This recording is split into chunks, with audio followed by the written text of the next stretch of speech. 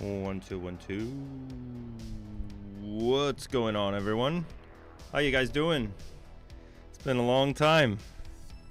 I can see a lot of people in the chat already. That's pretty cool. Hello, everyone. It's your friendly neighborhood Rodolfo Silva here. When is it starting? It started already. What are you talking about? Like, here I am. The wait is over. All right. Ian. Hey, Ian. Hope you're still in the chat. That'd be awkward. Hey, there he is. All right, everyone. So, welcome back. And this is, in essence, I think some people might be a little bit confused.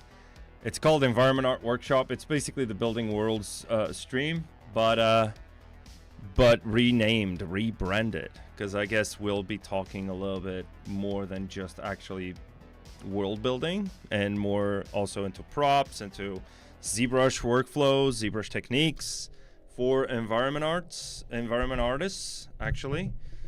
But obviously most of these techniques can be applied for anything else. Cool. So without further ado, let me change my screen here real quick. Whoops, am I getting the right one? Yeah, this is the right one. You guys seeing this, right? So there we go. So we have a little bit of I teased this on socials. We have some props here that I want to start building. I want to start building more and more props. So we're going to do that today. I wasn't sure exactly what I wanted to model for the stream particularly, because I know a lot of people, especially in the ZBrush community, ZBrush fandom, find the things I love and enjoy boring, such as rocks and stuff, right? How to sculpt rocks and how to sculpt wood. But here's the thing. Very, very important for environment artists is actually understanding texturing. And by texturing, I don't mean the process of, Substance Painter and that kind of stuff. I mean surface detail, right? So how to convey wood, how to convey rock, how to convey marble, how to convey those materials sculpturally, right? And this is the sort of workflow I'm going for here. In essence, most environment artists that are watching this are going to go, oh, I could have just made a trim sheet with all these wooden panels and then just have a low poly and unwrap the UVs on top of those trim sheets. That's perfectly fine. That's how you would do it in most AAA scenarios, right? But in this case, I want to go for more of a RGB kind of workflow, meaning that it's going to capture that sculptural detail in our bakes, right? And then I'm going to use that to lerp multiple smaller sized tileable textures in the engine, right? Meaning that you need to also take into account the size of your textures when you're doing a video game, when you're doing an environment or something. So the less pixels per texture, the better. So here I have a little wooden cart, obviously still work in progress. Some of these wooden boards are not really, let's say, not there at all. Like you can see there's a little bit of repetition here, some patterns that I used. Now, this is a good segue to explain a little bit of how I'm leveraging, for example, the new Lightbox system that we just added on ZBrush 2026. S-tier UI colors. That's right. That's right. This is another thing that we can talk about because I love me some customization. You guys know me, right? So I've made this more of a kind of like Diablo-esque kind of theme for the UI. Just to set the mood, and you could do, let's say you're doing multiple styles, you're working in multiple styles, you're working in stylized art, you're working in more dark fantasy kind of a scenario, or you're doing more, I don't know, like colorful, and you can customize the UI for that specific work, and then just basically go over here and just do this, right? Which is, in essence, cycling through all of your customizable and your customized UI. And I have my Diablo one and a beige one that I made. This is more of a classic kind of look. And then we have this one, right? So, and I picked the colors from actual images, like concept art images from Diablo. So yeah, as I was saying, I don't remember what I was saying. So yeah, basically, I was going to talk about the Lightbox. So this has been a great new addition for us here in the ZBrush team. For me particularly, because as you guys might know, environment artists tend to pile up a bunch of assets, a bunch of alphas, a bunch of tileable textures, a bunch of models for kit bashing, that kind of stuff. And now we have a user-defined Lightbox, meaning that it's only going to have your assets, the brushes you download, the brushes you acquire through whatever. You can acquire those through, there's multiple. There's like Gumroad, there's ArtStation, there's a bunch of platforms that sell brushes like this, Flip Normals. And you can just go over here, put all your brushes here. I have my XMD toolbox brushes here. And if I open this up, I have the entire collection here. I don't even need to use XMD like the actual app. I just have a subscription to that. And I just shot every single brush onto my folder. And now ZBrush will detect those. So I have, you know, like some cliff patterns over here. By mistake, I obviously also imported the PNG, which I shouldn't. You also have the alphas. So if I open up this alpha over here and then change this to drag rect, go to my cylinder here that I use for testing, and I start dragging this out, you can see I have an alpha that is directly, I think it's scanned. I think the guy from XMD does scan these. So yep, that's a huge set of brushes. That's true. You guys can get that if you're if you have the XMD toolbox, right, which has a bunch of brushes. I just downloaded the ones that are related to environment art, obviously because I'm an environment geek. So everything from surfaces to rocks to, they even have kit bashing IMM. Like they have the starter kit over here, like with ears, feet, and arms and whatever. That's actually not environment art based. And then I have my ArtStation brushes, some of them, which I have not put there yet, but I have plans to put my ArtStation. Sorry, the camera kind of froze there for just a second. Did you export that character? Yes. So that is some of you are basically paying attention. That's good. This is the Mannequin from Unreal, right? So I have the scale directly, and you can see if I go over here to my scale master, this is just basic setup that I do when I start any prop, any object, any tellable texture, right? Is that you want to make sure that you're in correct scale. And if I go over here to this subtool, you can see my scale master in the Y in centimeters, it's 180 centimeters, right? Which is the usual size of a third person character. And knowing this, then I know that I can model around this in terms of proportion, and it's always going to have the right proportion. This is important for, obviously, for texel density, for UV packing, how to pack multiple assets. And this goes into my next point, which was I want to pack this together with maybe a couple of more props into the same texture. So you have to think ahead as an environment artist, right? You have to think, what's the texturing pipeline? What's the material looking like? Am I using a masked, a layered material system? Am I using a RGB blending kind of thing, right? Am I vertex painting the detail? You know what I mean? So in my case, I want to bake this, and I want to bake this and then get a mask out of it. So in order to get that, I am using ArrayMesh. So if I turn off all my ArrayMesh pieces, like over here, whoops, a daisy, you can see that these are basically, this is what is going to get baked, right? This. So that's a lot less texture space. That's a lot less UV shells that you're going to have. Eventually, what you need to do after you bake all of this, I get my low poly in ZBrush for this particular reason. If I get my low poly in ZBrush, I can just reactivate the ArrayMesh and then bake that, and that finalized model will have the same UVs because ArrayMesh just copies whatever it has, right? So it's perfect, right? It's perfect for this kind of workflow where I'm taking advantage. I'm going to have overlapping UVs. I'm going to have multiple optimization key points in my modeling process through ArrayMesh, right? So I use ArrayMesh all the time for this kind of stuff. Obviously not just for this kind of stuff, but also for modeling itself, like if you're doing a pattern or whatever, that is useful. So I was thinking, all right, I have this work in progress. I can either finish this up and talk a little bit more about materials, how to sculpt actual materials, how to sculpt that tactile nature of a material, and then how to retopologize this and make this a game-ready mesh using ArrayMesh, unwrapping UVs, and then they're going to get packed eventually, right? So that is one of the things we could do. The other thing is we could do a different model from scratch. That's a little more, I think, simple. Let's hope it is simple. I don't know. Usually when I say it's simple, it never is the case. It's just, it's usually more complicated than I predict. So it's up to you guys. You have 5 seconds. 1, 2, 3, 4, 5. Okay, I decided for you. No, I'm kidding.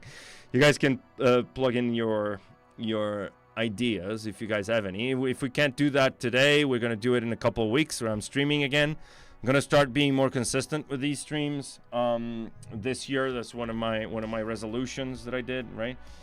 So, yeah. So basically, let's start off with something new. So I want to start and make basically this environment is a small little structure, sort of like a keep in the middle of a cliff side. I wish I had the concept art here and the concept artist to show you. But basically I have a blockout already. I have a landscape all going in a game engine. And now I need to start building the models, building the assets, building the textures, all in ZBrush and Substance, right? And so I want to start populating that. And one of the things I want to do, I want to have a blacksmith outside, right outside the keep, that sells weapons. So we're going to have a stall, like a market stall, a little blacksmith oven, and then we're going to have some scattering props, small props, like a bucket, like a wooden cart. Like we're going to have, I have my pure ref over here. We're going to have, well, obviously not a market stall that sells fruit, but a market stall nonetheless. And then we're going to have some things like some props for the actual keep and the door for the keep, but that's a separate conversation. I have another pure ref actually. The well is still not really, I haven't decided if I'm going to do the well, but basically my idea would be something along these lines, you know, like this is more of a stable kind of a thing where the horse is, but I like the way they did the drapery on top. And this is another thing that I'm going to have to touch on today, how to do drapery that has baked normals and uses an atlas and a trim sheet as well. So, okay. So let's start off, and the first thing I usually do, obviously, is I go over here and I start by doing everything as gizmo primitives, right? And let me know if I'm speaking too fast, because when I get into it, I start drying up, and then I have to keep drinking and hydrating. Environment courses, no. I taught a course at Escape Studios a couple of years ago. A year and a half ago, a year ago, I don't remember. Time is just a mess at the moment. And yeah, and I teach like physical classes every now and then, like workshops, but I don't have online environment courses. So you have me here, so you can come here and ask questions, you know. So tune in for everything, for every stream that I do. So yeah, first of all, again, setting the scale. This is important. So I'm going to insert that mannequin. So that basically that's skeletal mesh mannequin. And then I'm going to go over here to my scale master. You can find it under Z plugin. And then you click sliders to subtool size. Let me just solo mode that. So by pressing this little button over here. If I click sliders to subtool size, it's going to give me 18 centimeters. This is not what I want. Right? So I want this to be at 180, which is the unit measure. So 180, first of all, I'm going to set my scene scale to centimeters. And I'm going to do either convert this 18, because currently it's in millimeters, right?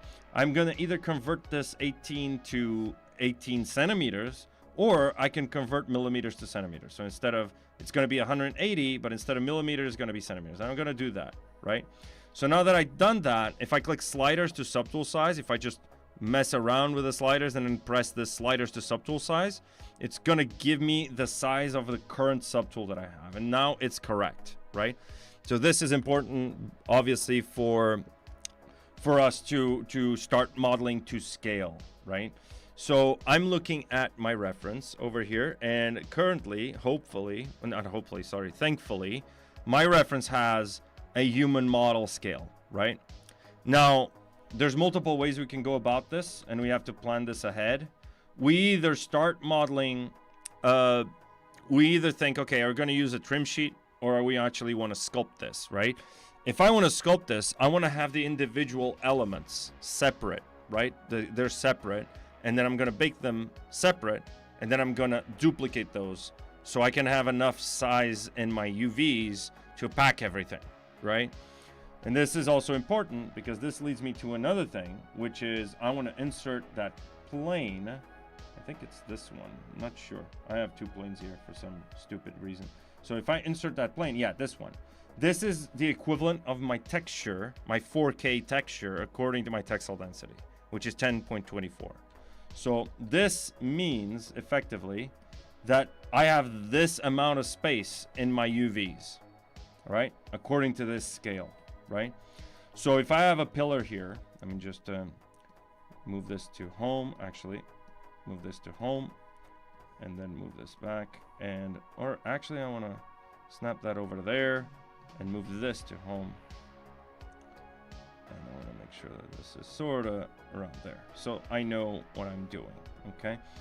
And also this mannequin, I want to move it to the side. This is just a scale for context. And there we go. This is my basic setup for modeling anything, right? And then for environment art. I don't want to make complex environments. How can someone approach it? So there's a number of incredible courses and actually also YouTube channels that I follow on a regular basis. There's a cool, an incredible, actually underrated YouTube channel. The guy is a Serbian artist, and it's called CG Crucible.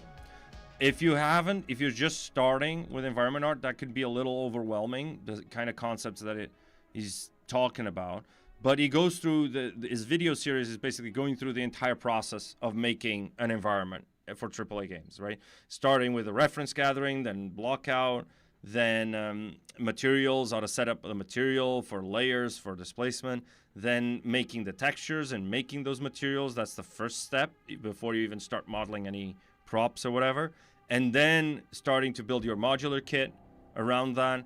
And then I'm hoping that the next step is how to actually make set dressing props and how to pack everything. And the guy is pretty knowledgeable on what he's saying, right? And everything he says, I absolutely vouch for him. Like it is, let's say, industry approved. You know? Cool. All right. So let's start off by looking at these concepts. And one of the things I want to do is I want to start blocking out. Let me just turn off my perspective here real quick. I want to start blocking out the little like structure of this. So I'm going to do like that. And one of the things I might start already doing is going to ArrayMesh, opening ArrayMesh. I want to turn on transpose so I can see the pivot. I'm going to lock position, reset, and now the pivot is in the center. And now I'm going to start mirroring, right? And now this means that whatever I do over here is doing over there. I don't have symmetry turned on, by the way. This is just ArrayMesh, right? So, so the name of the channel is CG Crucible. There's also another one called Next Level Game Art. And this is more of like analyzing the environment art, and actually not just environment art, but concept art as well, character art of multiple games. They just released a video on Baldur's Gate 3. They released a video on Diablo 4. They released one for Last of Us, God of War. So the guy breaks it down according to ArtStation, basically art blasts, right? So let me see if I can put it in the chat. Actually, I want to reference those small channels because they're basically, there you go. Next Level Game Art. Give me a second. I'm trying to find it for you guys. There we go. Next Level Game Art.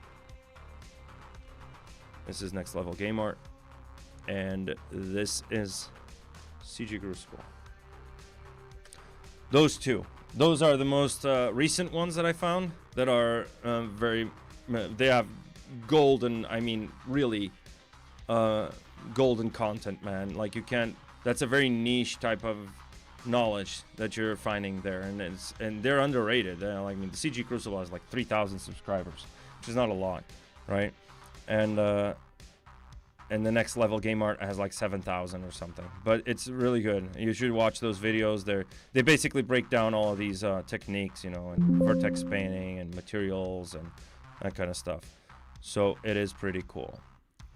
All right, let me just show you a few things. Okay, so let's build this structure. Then we can always change it later. That's the beauty of ZBrush. It's kind of a, let me just append a new one, do the same thing, going Z mirror, just so I can have understanding what this is gonna look like.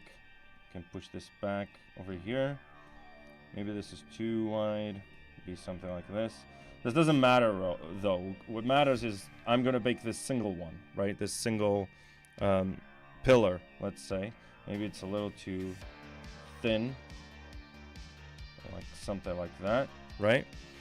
And then I'm gonna need another structure. So in my case, what I usually do is I duplicate this by holding Control, and then I go to my, basically I go to Subtool, Split Unmasked Points, and it retains the ArrayMesh, right?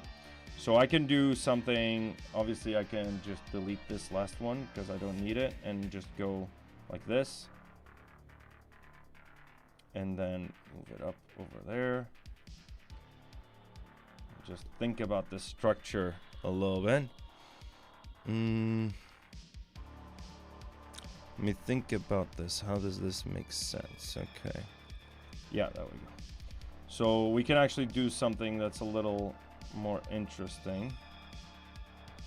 We can do something like this. This is why I turned off perspective, right? So I can go and do something like that. There we go. And I can switch this to maybe like a cube. I don't need to be precious at the moment. I just want to block it out. Something like this. Like this. Maybe a little thicker. There we go. And also, this could be a little different. It could be something like this. Be a little smaller. So it would be, like, you can see the character there. It would have a stall right in front of them. So then this needs to be like this. And then on my ArrayMesh, on the first ArrayMesh actually, I want to make sure I am scaling it up on the y-axis. Oh, it's actually not on the first one, this one. So y-axis. So the problem here is that I have my pivot is sitting over there. So I'm going to scale it up just a little bit. And then I'm going to move my pivot sort of to where I think it should be at the base. I could also just reset this, but I'm too lazy. So doing something like that. And reset that actually. Let me just reset the entire thing. Okay, reset. And I'm going to go over here, lock position, reset.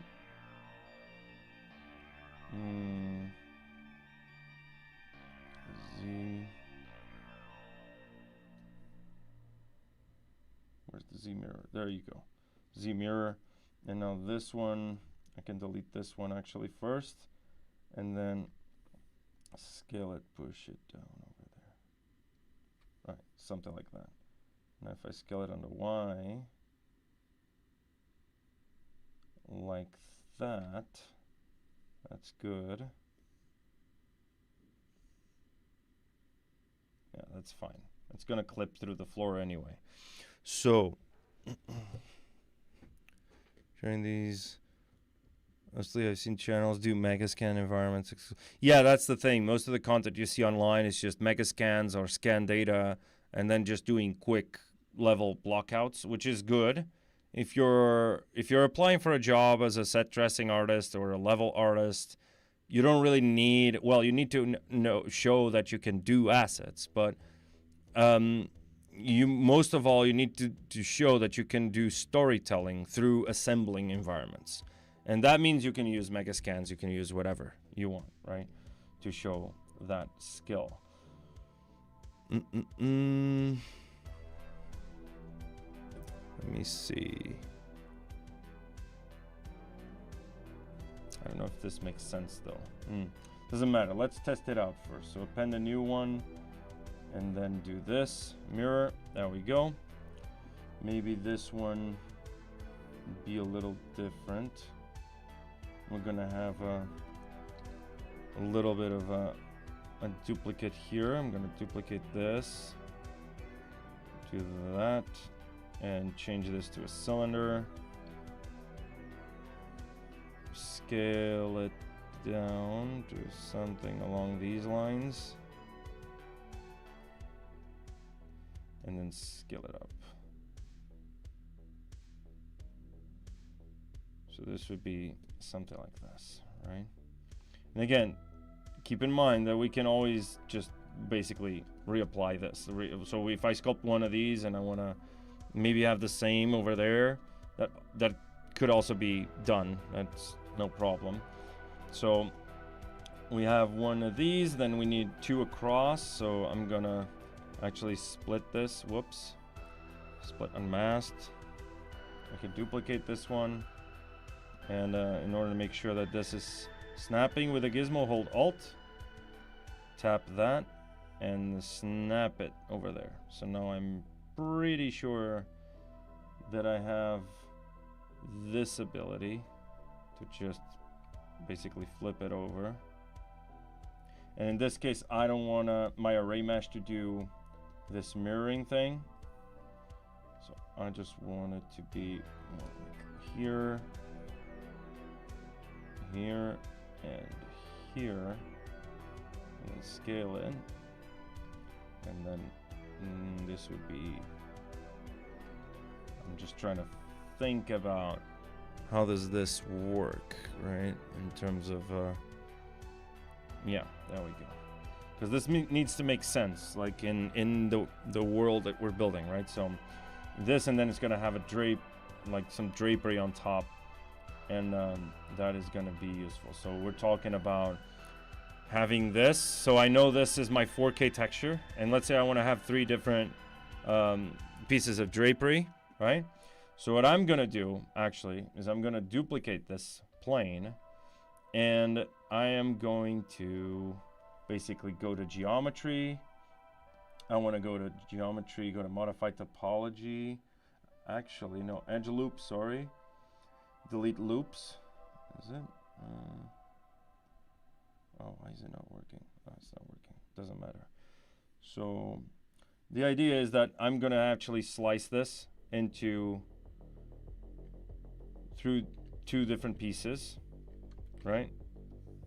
So it'd be actually in symmetry would be ideal. So it'd be something like that. Growing my selection, Control Shift X. And whoops, wrong one, Control W. And now actually I want to do auto groups, and then flip this over, Control W, and now we have 3 polygroups, right? So I can actually split this now, and these are going to be used for the drapery, right? So like for the tarp on the top, right? So I have 2 options. I either put a couple of like tarps on top or just a single one, and the single one would mean that I can get away with just this, right? So this would clearly fit into a texture because this is my texture, right? So I can do something like this, right? And then drop it, right? So I'm gonna just drop it. So now I can also just basically delete this.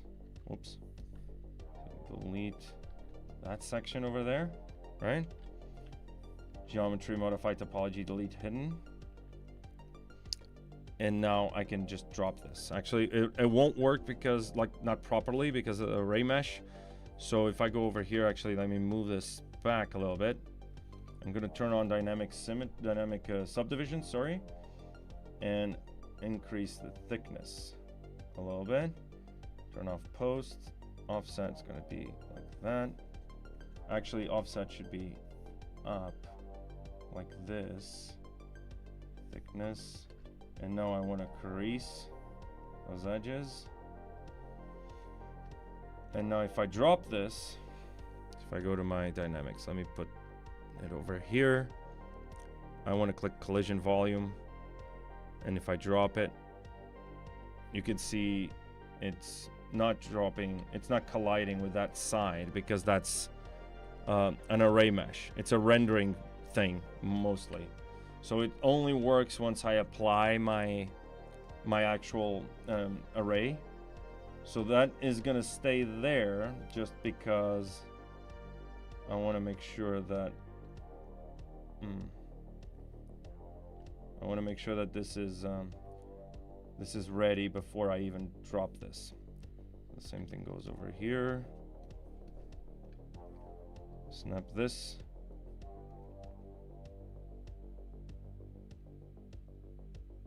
Like that.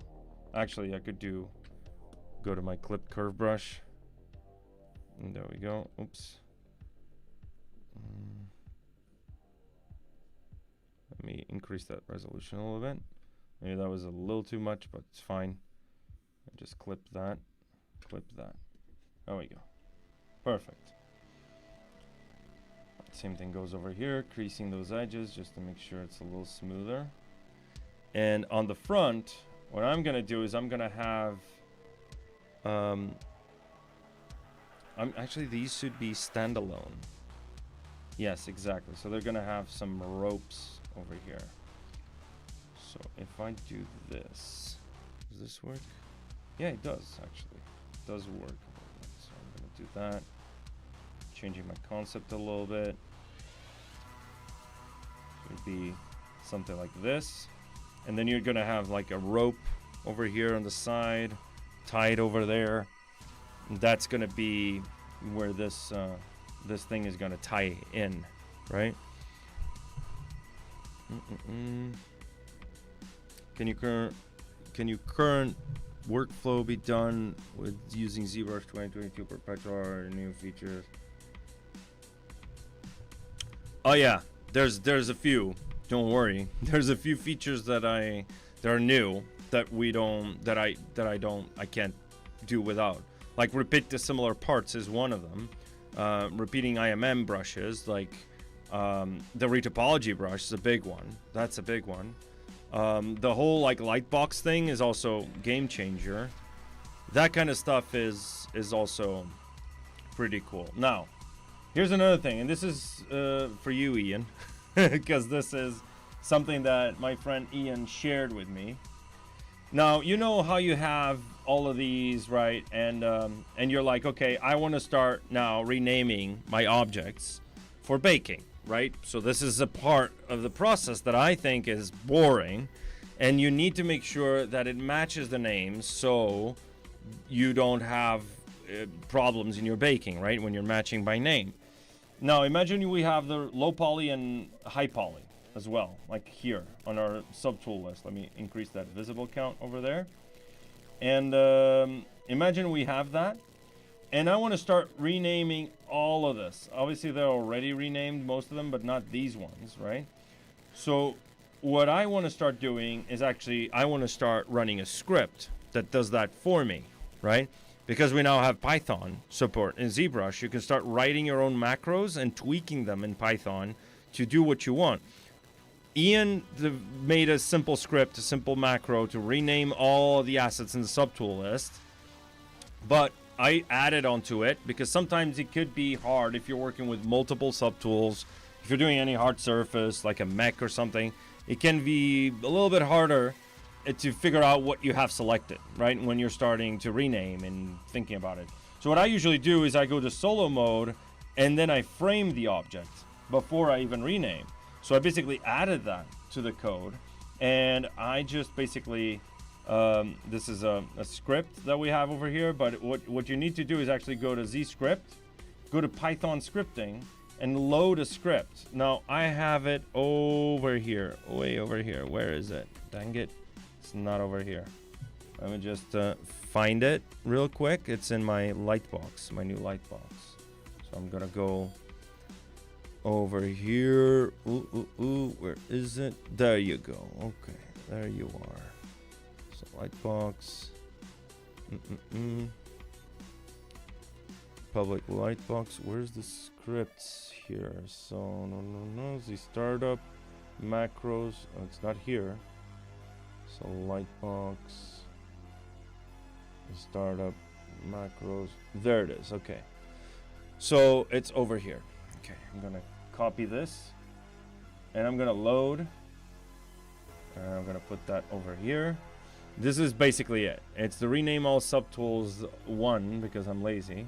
And then it will appear over here. And this means that you can go ahead in your preferences, go to config, enable customize, transpose master plan. Oh, wow, okay. So then I can just basically add that button wherever I want. I don't know what's going on there with the transpose master. So basically, if I have this, now I'm gonna turn off enable customize. And if I click this subtool, this button, what it's gonna do is it's gonna solo mode and then frame twice. So it's full on, like that model is just in your face. And it's gonna tell you to rename the object, and then it's gonna repeat and go one subtool down and then repeat, right? And this is the boring part, right? So if I do this, now you can see what is this? I don't know, log 01 underscore high, and I can just copy that. And now next one. So I don't know, strut. I don't know. I'm gonna go in strut 01 high. What is this? Strut 2. So you just have to name it, right? You don't have to go click here, click there, and do this and whatever. So you can see the point. If you don't want that, then this would be like the wall, like the side, right? Side underscore high. And then this would be the wheel underscore high. So wheel underscore high. This would be the wheel, I don't know, cover, whatever. I'm horrible with names, so underscore high.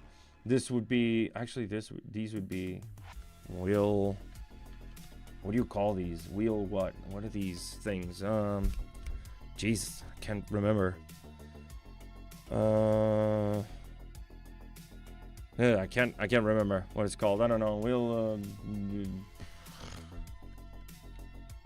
stuff. Let's call it stuff. I don't. Sorry, my English is failing me. So there you go. And this would be the wheel cap. So you can see that basically wheel cap. And I can write faster than I can move my arm to click here, click there, right? And then the same thing goes over here and over here. And then once you're done, let me just skip through all of these. Why is it not letting me? There we go. That's interesting. Okay. Once you're done, it finished renaming everything. And you didn't have to go select, check if you're selecting the right one, click rename, type it in, enter, go select. You know what I mean? Just click one button and it will spoke. That's it. It's a spoke, right? The spokes. Sorry. Whoops, a daisy. Camera is frozen. Yeah, sorry about that. That's my camera. It's my bad. Camera is not plugged in the right. Software is not running it correctly though. Yep. Which software you can use? I don't know what you mean. You mean this? This is ZBrush. I know it doesn't look like it because I tweaked the UI. But yeah, so this is another thing that I think we've done recently for this part of the process. Like ArrayMesh is, to me, key in this aspect, right? We also have the retopology brush I already told you about. The new Z modeler editions are also like a good thing. There's a lot of stuff here. Like I have an IMM here. I have like VDM brushes that I use all the time. So this would be one of the things that I would definitely say that it's worth using the new version. So But the repeat to similar parts definitely a big one for me. Or yeah, repeat to similar parts. Yeah, that's it. There's more though. Let me think about this. Just do this thickness a little bit like that. I don't need any smooth subdivisions. I just need it to drape properly. And now this, instead of being like that, is going to be arrayed. So I'm going to use ArrayMesh, lock position. Let me see where that pivot is. There it is. So actually I don't need to lock position, reset it so it goes to the center. Now I lock my position and now I can offset it like that. And I want to scale it as well. And I could use the transpose line as well. So I can go to scale mode, move it like, whoops, scale it up, scale it down. You can see what it's doing. Just scaling up and down. So I can scale it like that, move it like that. And then I want to scale it.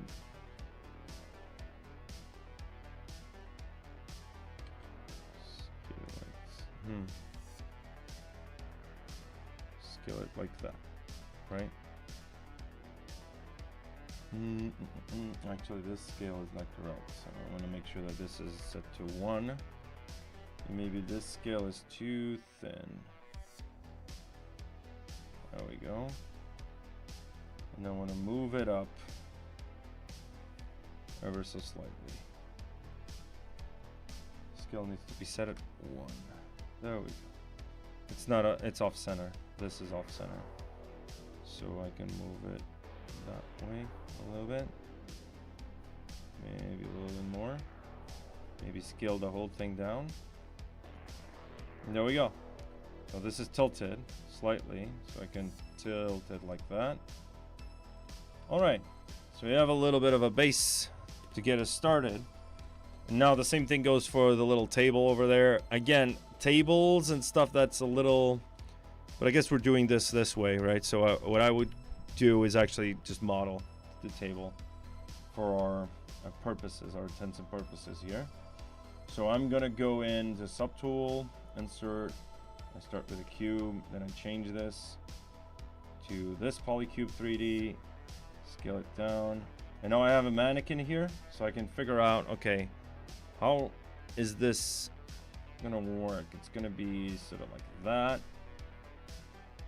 and then I can have multiple of those, right? So I'm gonna maybe push this over here, and then I want to have the ability to position it. It's kind of like playing with Legos, you know. This is one of the things I like about environment art, because I'm a little bit of a Lego geek. So I'm gonna do the same thing for this. I'm gonna move this, change this to a Polycube 3D, do a little bit of a board there. There we go. Move it to this side, and I'm gonna split this. Again, a lot of subtools in this workflow. So I'm gonna go to ArrayMesh, turn on ArrayMesh. Let's see, transpose line.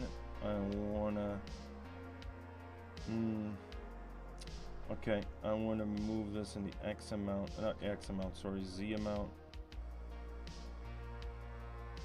Like that. So it'd be something like this. And then actually this is too, yeah, this is probably gonna need to be a little bit deeper, meaning this needs to move, needs to scale. So like that, right? And then the same goes for the little cross thingy. So it would be, nah, I can do that later. So then the same thing goes for this ArrayMesh here. I'm gonna append a new one, lock position, reset, and then mirror. There we go.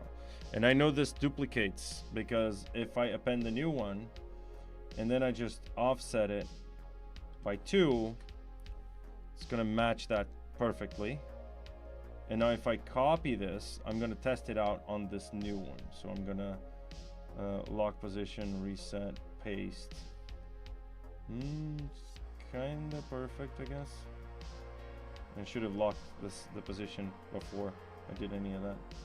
So let's do this again. Let's delete this.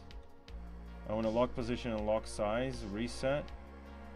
And now I'm gonna move this down here. Change this to a cube 3D. Scale it up. Make it a little thinner. Be something like this.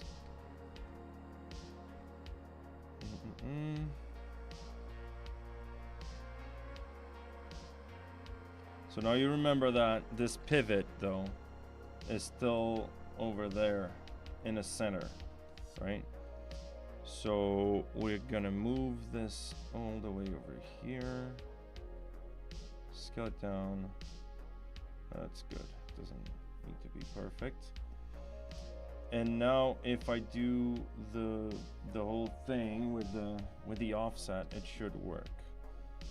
So let's split this up.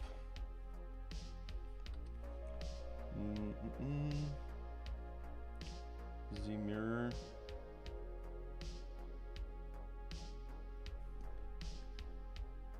Also, if you want to tweak like very slightly, you don't need to press this slider. You can see there's 2 sliders. Let me do. Whoops. What? My hotkeys not working? There we go. You see that little slider on the top? There's 2 sliders on each slider in ZBrush. Not all of them though. Some of them. But some of these sliders have 2 sliders. So if I do this one, you can see it's going in very large increments. If I want to be super precise, tap that and then tap on the top. And now I'm going like super slow. You can see like how slow I am going. So I can be more precise about this. So this is another one of those ZBrush tricks. So I can go over here. Oh yeah, that's good enough. Okay. And now the same thing, I'm gonna go over here. Let me just turn off that magnifying glass. Append a new one and mirror. And now append a new one. And my transpose is still there in the middle. It's locked in position, right? This lock position. If I unlock it, you can see the pivot just goes crazy. So now I'm gonna append this new one and I'm gonna offset it by 2 exactly, which doesn't work because the pivot is not in the correct position. So if I reset this, there we go. Let me just do that again. 2. There we go. I think it works.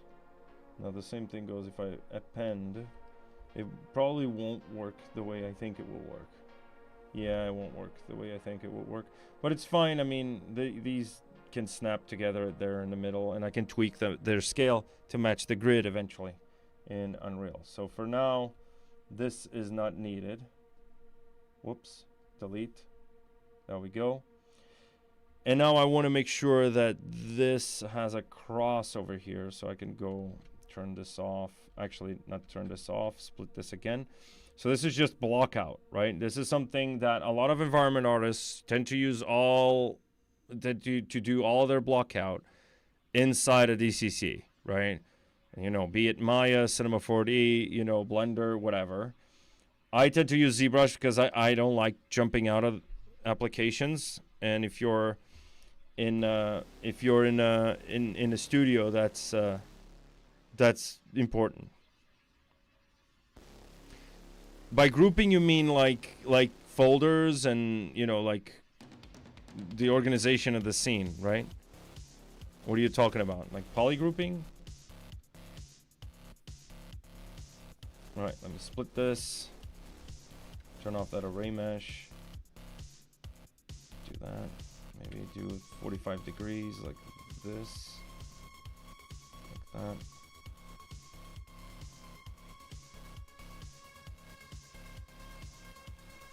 There we go. Something like this. Now my ArrayMesh, I can delete this one. Actually, no, I want to delete, whoops. I want to delete the first one. Delete that. There we go. And this I can also flip in the Z axis and move it up to the front. I just need to know what I'm dealing with here. So -4. It's not working, so no mirror, I guess. We're doing this way. Okay. Cool.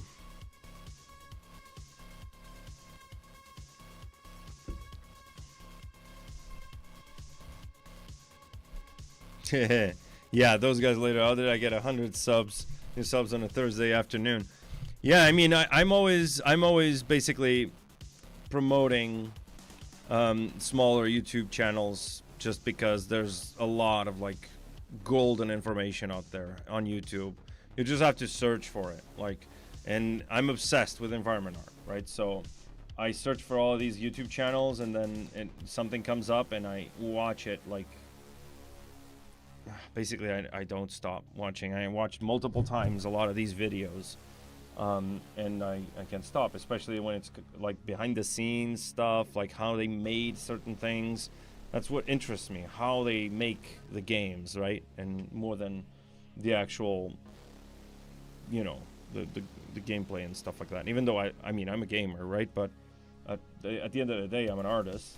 So yeah, this would be the basis for what we have over there. So if I unlock the position, obviously this is gonna go a little crazy. And because the pivot is over there.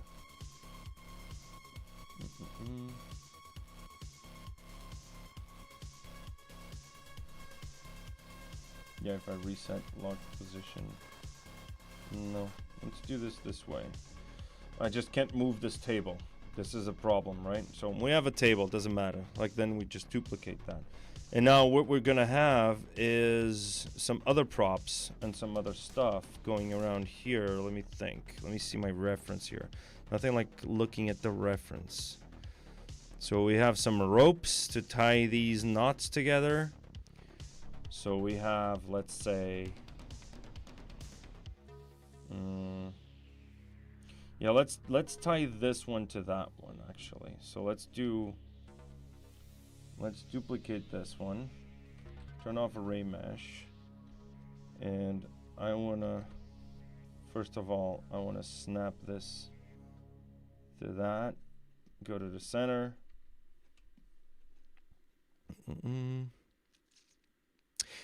Yeah, folders. Yeah. We got you. We have that on the list. Don't worry. That's one of the things that people have been asking since forever. Yeah, I guess you just have to wait and see, right? You have to wait and see what we have in store. Yeah, scene management. Obviously, again, we have announced a lot of stuff coming. There's a lot to do, and the team's been at it for a long time.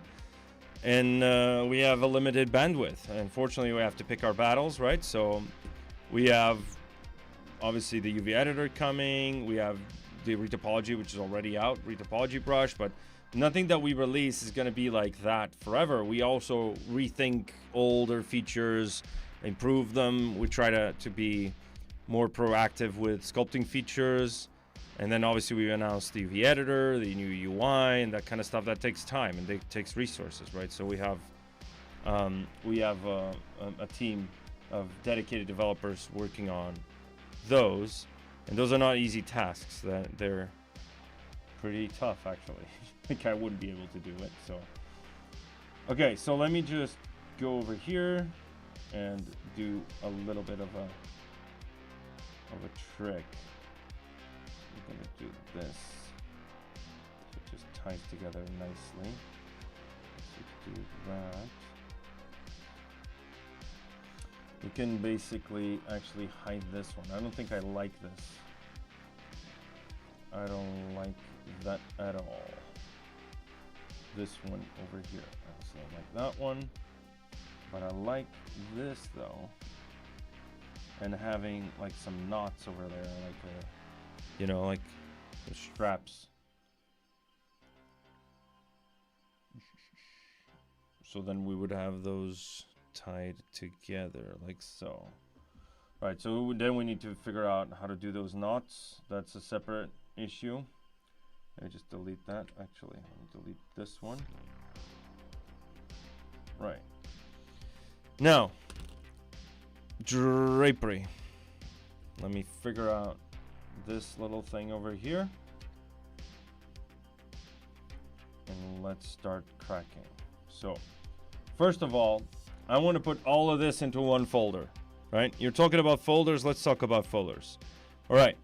So if I want to put everything into a folder, your natural tendency would be to go over here and click new folder, and then manually having to pick your assets and go like, oh, I don't know, is this the one I'm selected? This one, oh, I don't want that one. I don't want that one to be in the folder. So this is something I would never do. What I would do is I would use this little pizza box over here. So this little foldering thing over here, this is basically the transpose all selected subtools. So now I can hold Control Shift and then just start selecting subtools. Or I could even click and drag. I could go to my select rect and then just go and do, I want these to be in that folder. And now I have them selected, meaning I'm moving all of them together, right, in one go. If I click new folder, it's going to give you, hey, where would you like to create a new folder with all these containing subtools? And you're going to click yes. And I'll name the folder. I'm going to call this stand. And now all of those subtools are in this folder. So now, if I go like this, right, it has all of those subtools into that single folder. Okay? For some reason, the drapery thing didn't go to the folder. That is strange. Did I delete it by mistake? Yeah, I might have deleted it by mistake. That is strange. Got deleted. Doesn't matter. We have the source one. So I guess this is all we need. So I'm gonna duplicate this again. Go over here. And why do I have a folder here? Because I'm gonna duplicate this folder. Duplicate. Okay. And now I have another one that's called stand. I don't want this to be called stand, so I'm gonna rename this folder. I'm gonna call this collision. Right? I just want this one for collision. So now I'm gonna set a different visibility set. So now I have the ability to, whoops, not this one. I want to basically hide everything except for what's in that folder, right? And actually, I don't even need these. I just need something to get the collision going, right? So maybe, I don't need this. I just need that. So this, in essence, what I need to do is I want to make that array mesh. So basically go over here, go to the first transform stage, make mesh. And now I want to apply my dynamic subdivisions, because the more geometry you have for your collision, the better. Even though in this case it's kind of irrelevant. It's more geometry for the collided mesh, to be honest. But let's do it anyway, right? Let's do it anyway. Let's go to Dynamesh over here and my custom menu. Oh, I don't have dynamic turned on. Okay. Increase it and add a bunch of subdivisions. Maybe we don't need that many subdivisions.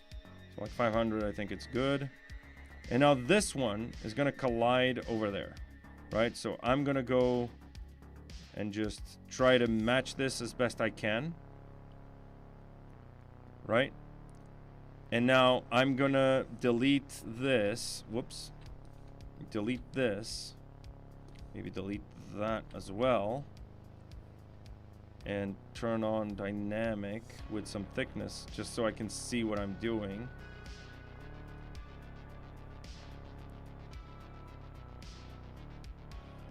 Oh, right. I have stuff selected. So delete hidden.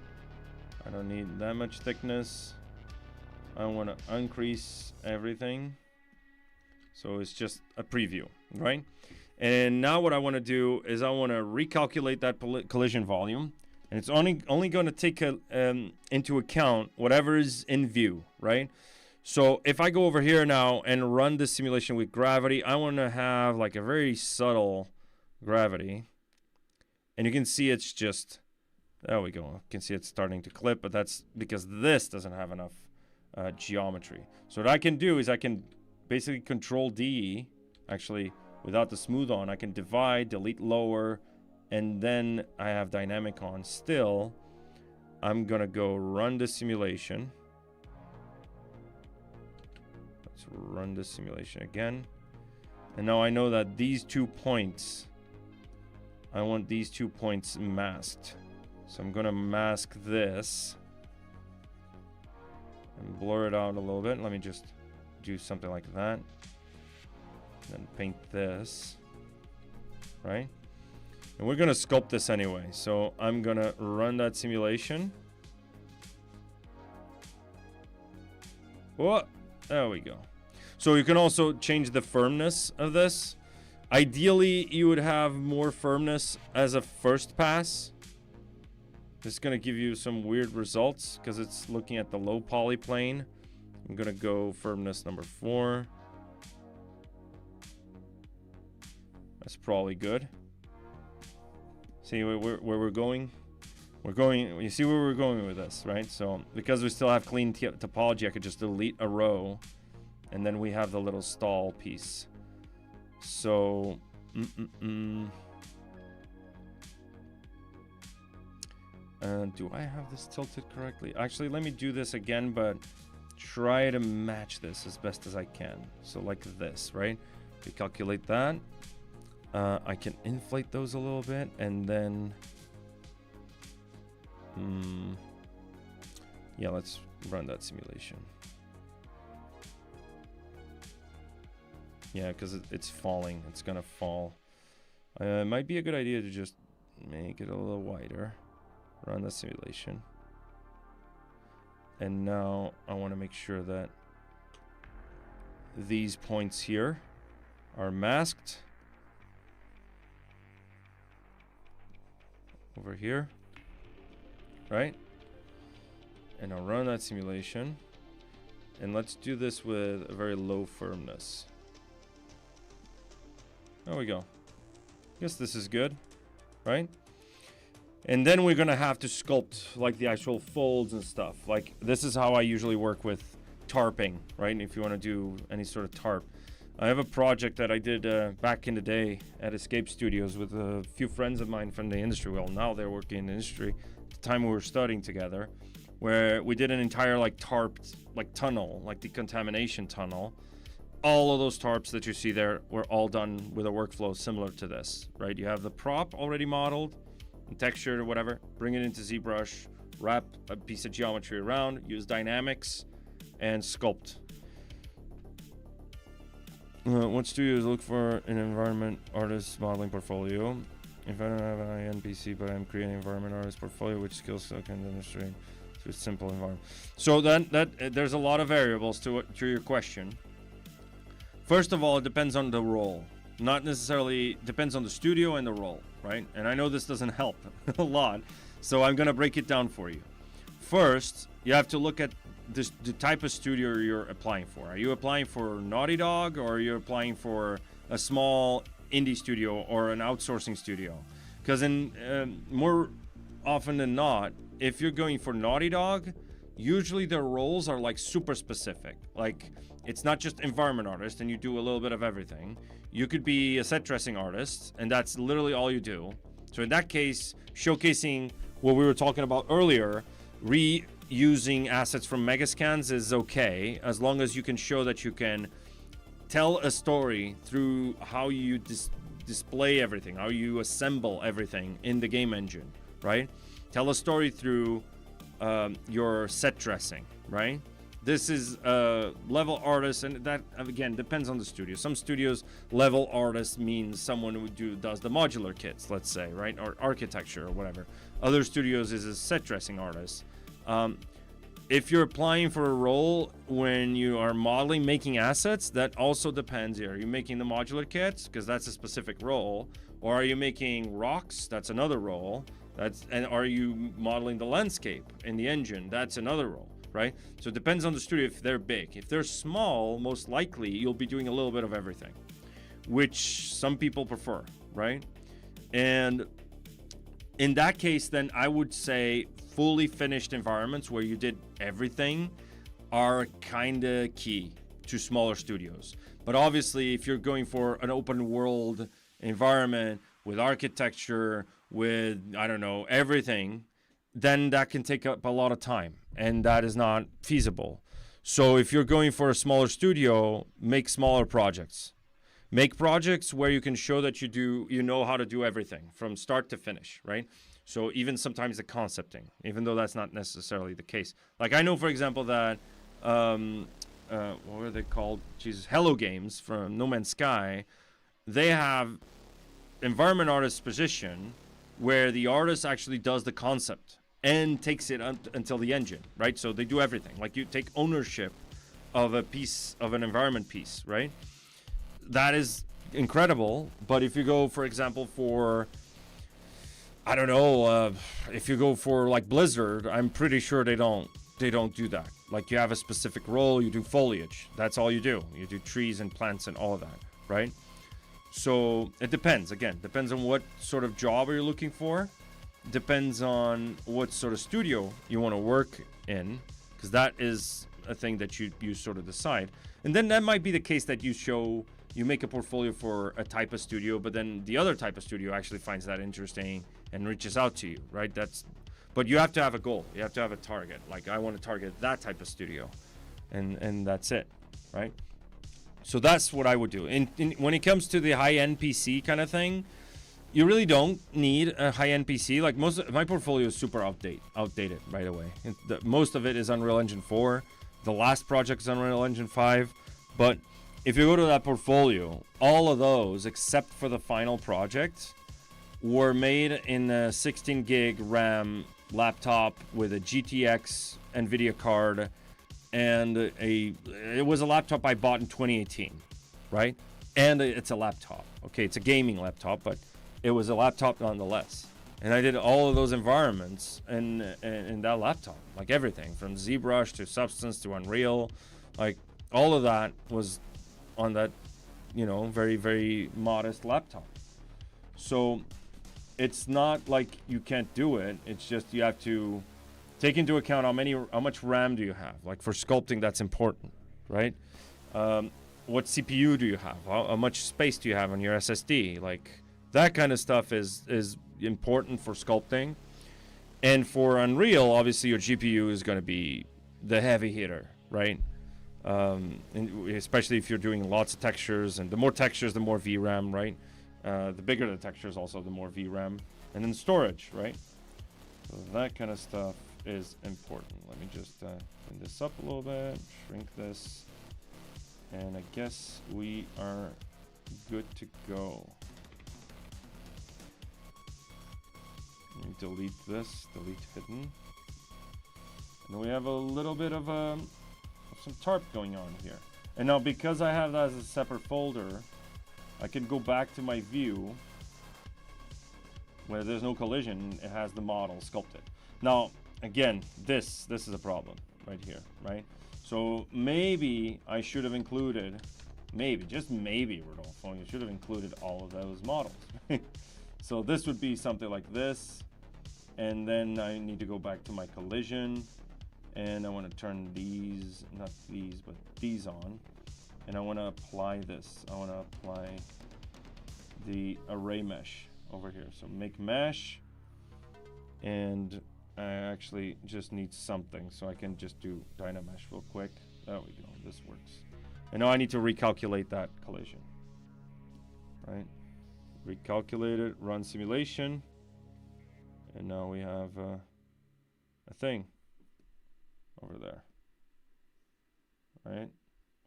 Maybe not that, maybe we need a little bit more firmness. There we go. push this in. Should be, I don't know. Looks weird. We can contract this actually, or deflate this.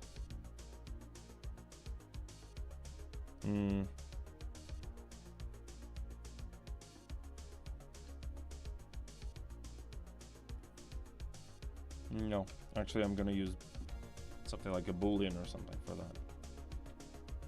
Or I can just sculpt it. Yeah, but we have a little bit of a tarp here going. So another thing I can do is I can go to Z Modeler, or actually can use select lasso. Not a lot of people use this. This is basically edge selection. Whoops.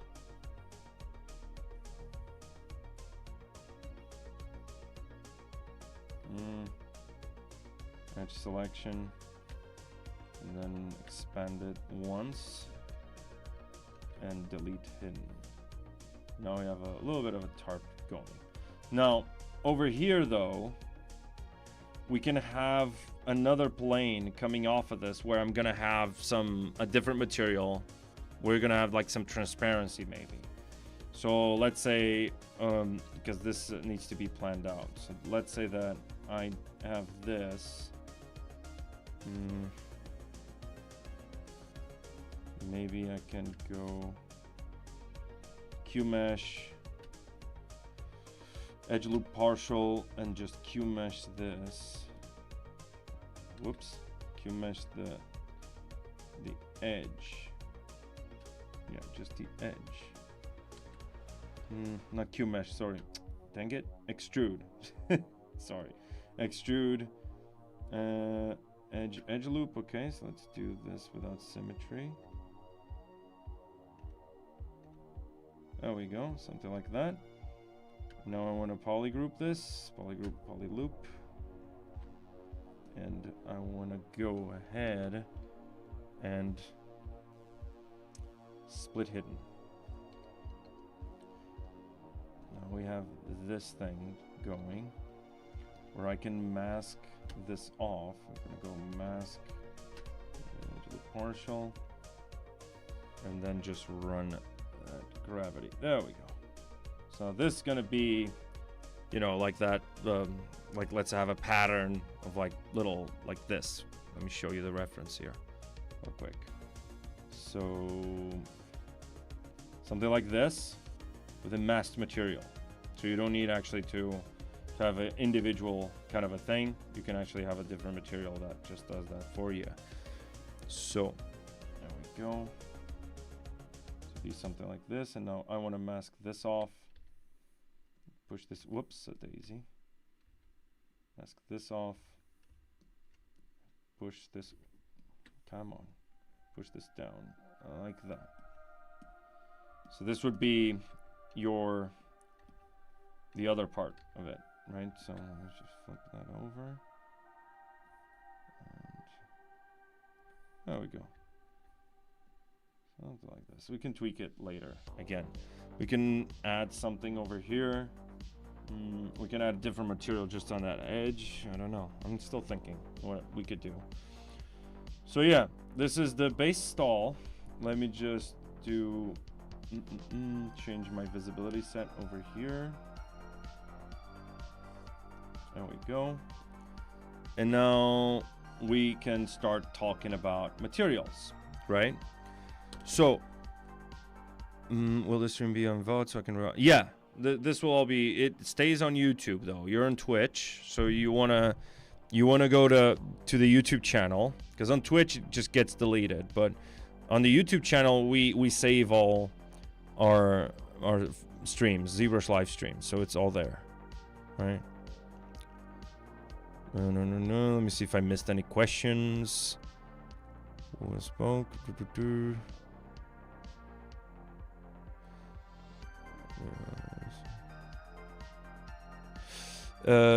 No, renaming is not a script. Renaming is an actual feature in ZBrush, like in most software. I'm just automating renaming. Maya, you also have to build a Python script to do that automatically for you, right? So I have scripts for Maya to do that for me. It's the same. It's not different in ZBrush. It's exactly the same. So again, it's damn it, this cameraman. So yeah, someone was asking, saying that it's ridiculous that we have to write a script to rename. We don't need to write a script to rename. In case you're new, I can always go here, click rename, and change the name, right?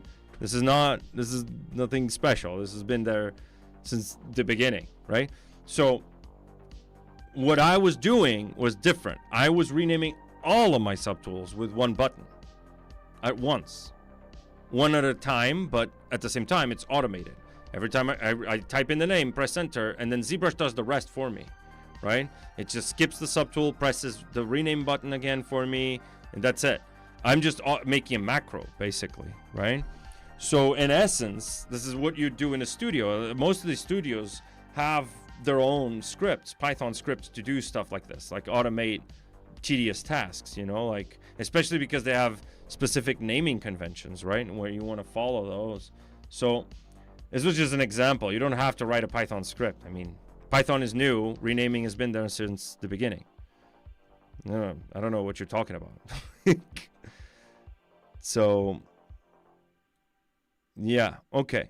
So can you rename a bunch of objects and then change this suffix and prefix? That's a good question. That's a good question. I would have to build a script for that. There's a plugin. I think there was a plugin somewhere that did that, especially for 3D printing. But again, I would have to look at my script in Maya. I have a script in Maya that does that at home, actually, my PC. I'd have to look at my script in Maya and try to reconstruct that in ZBrush. Loading a script. You can rename just one object, but you can rename a bunch of objects at the same time without loading a script. Well, but to my knowledge, and I could be wrong, but to my knowledge, you can't do that in Maya as well. There's a button there, there's a menu there, but it's Python. It's a Python script. It's not a native C++ thing. It's a Python script that's running under the hood. They just added it on the release in Maya, you know. I know what you're talking about. I know what you're talking about. I've seen that menu in Maya. But I mean, we just released Python. This is version 1, right? There's more to come. But we're in talks with studios as well all the time, and asking for their feedback, asking how we can improve this for the next iteration when we improve the tool. But yeah, I know what you're talking about. The window thing in Maya that allows you to change the suffix and prefix. But again, that's still a Python script running under the hood, you know. Again, we have a lot of stuff that we're working on. I can't really tell. I can't really talk about it. But again, some of the things were mentioned already previously. If you rewatch this stream back, some of those things are related to Subtool organization. Because again, this is not Maya. It's a sculpting application, right? First and foremost. This is not 3D at all. This is 2.5D. That's why you can handle 100 million polygons. And you can't in Maya, nor in Blender, nor in any other application. Right? In terms of poly count, it's unmatched, and it's because it's not a real 3D application. It's 2.5D. It's not rendering half of the stuff that you have in the scene, which is what happens in any other DCC, including Cinema 4D, right? So it is just, people comparing ZBrush to DCCs is just stupid. That's like me saying, oh, you can't do layers like in Substance Painter. Well, yeah, because Substance Painter is a different application. It's just a different type of application. You can't do sculpting in Substance Painter. There you go, right? The same thing goes for comparing, I don't know, Houdini to Unreal. It's like, that's stupid. It's a game engine versus, you know, a DCC. In essence, a procedural node-based DCC, right? This is not even node-based. Like ZBrush is not node-based. You know, the Maya is all node-based. Like everything in Maya, including your actions, your extrudes and whatever, they're all a node, right? You go to the node editor, it's all there, described, right? So it's a very different beast, different types of applications. It's a DCC first and foremost, so you have to compare it with other DCCs, right? And that means that you can't really, it's more of like a Swiss Army knife in a sense. You can do a lot of stuff, but you can't do, it's not specialized in one thing, right? Maya is great for scene organization, and not just Maya, Blender and Cinema 4D and all those DCCs are great for scene organization, building scale in terms of matching it to engine, that kind of stuff. But I would say most of the heavy duty work, the heavy lifting, that the most of the time you'll be spending on making the models and doing the textures. And that's where ZBrush and Substance are, like, you know, unmatched in my opinion, right? Right, let's move on to modeling a piece of wood, right? So there's a little technique that I like to use for making the textures. And I talked about in the beginning of the stream, we don't have a lot of time, but I talked about that part of an environment artist's skill, especially if you're in ZBrush, right? If you're modeling and texturing, is conveying the material through the sculptural aspect, and then obviously through color and through roughness and all of that, right? Part of that is through your normal map and also through your baked maps, like your curvatures and all of that, right?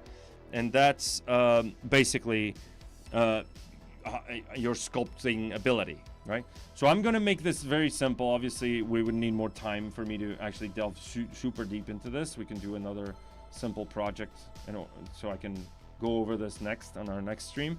But for now, what I want to do is I want to go and start by basically having my mesh divided. So I want to make sure that my ArrayMesh has lock size on.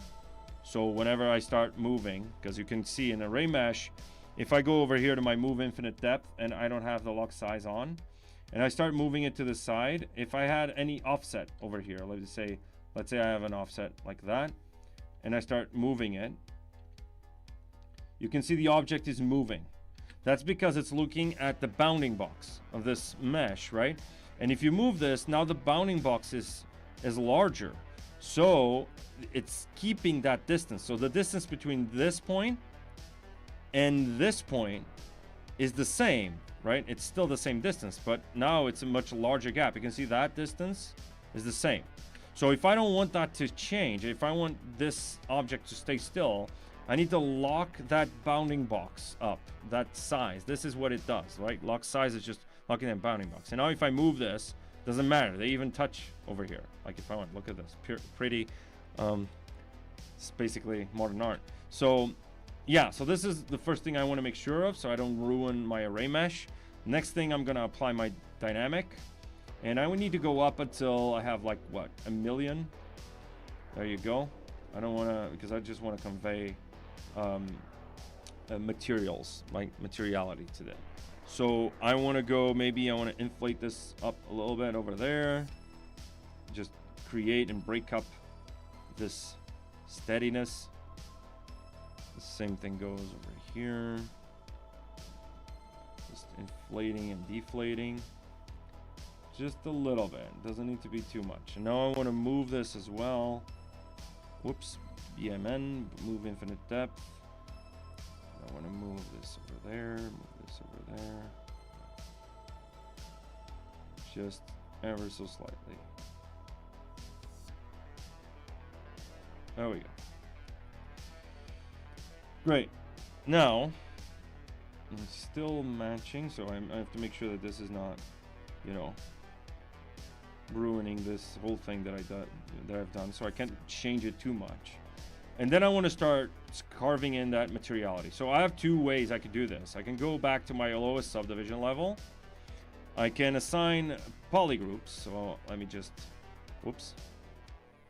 Let me just assign a polygroup over there, and then have UV master in order to assign some UVs. Right, so I can go Z plugin, UV master, polygroups, unwrap. And now, in order for me to check the shell, I have to work on clone, flatten that, and you can see the shell is not straight, so I'm gonna change that shell like that. Needs to be sort of straight, doesn't need to be perfect. And now I go to Z plugin, I could do that, unflatten, and then copy UVs, because it doesn't work with a model with subdivisions, right? So I'm gonna go back And then I want to go to Z plugin and paste UVs. There you go. And now I have my UVs. So that effectively means that, what the hell is happening over there? That is strange. Do I have thickness over here? No, that's strange. Oh, it was the inflate. Of course it was the inflate. There we go. So I can smooth that out. Doesn't matter. It's not gonna be perfect anyway. What I need is, first I need my grain, right? So I need my flow of grain, right? How can we learn ZBrush very fast and at a level where we can create all the assets that we need for the game? Right, that's a tricky question, because I learned it fairly fast, but I had, like, again, I was a Maya hardcore user for like 12 years before I even started learning ZBrush, right? Doesn't look like it, but I'm that much old. So yeah, so I would say first set a target. Like, what do I want to learn? It's not ZBrush or Substance or Maya or Cinema. That's not the point. The point is, what do I want to learn? Do I want to make props? Do I want to make environments? Do I want to make VFX? Do I want to make, you know what I mean, like characters? Like, do I want to make weapons? Once you set that, then you understand, what tools do I need to know, because this is the step. This is the pipeline, right? And if you want to do environment art, then what you're learning in ZBrush is very different. You don't need anatomy. Well, maybe it's useful for certain things, but you don't need to learn anatomy. You need to learn how the brush system works. You need to know how to work with primitives, subtools, how to use your extenders. So I would say learn hard surface in ZBrush. That's how I learned it, right?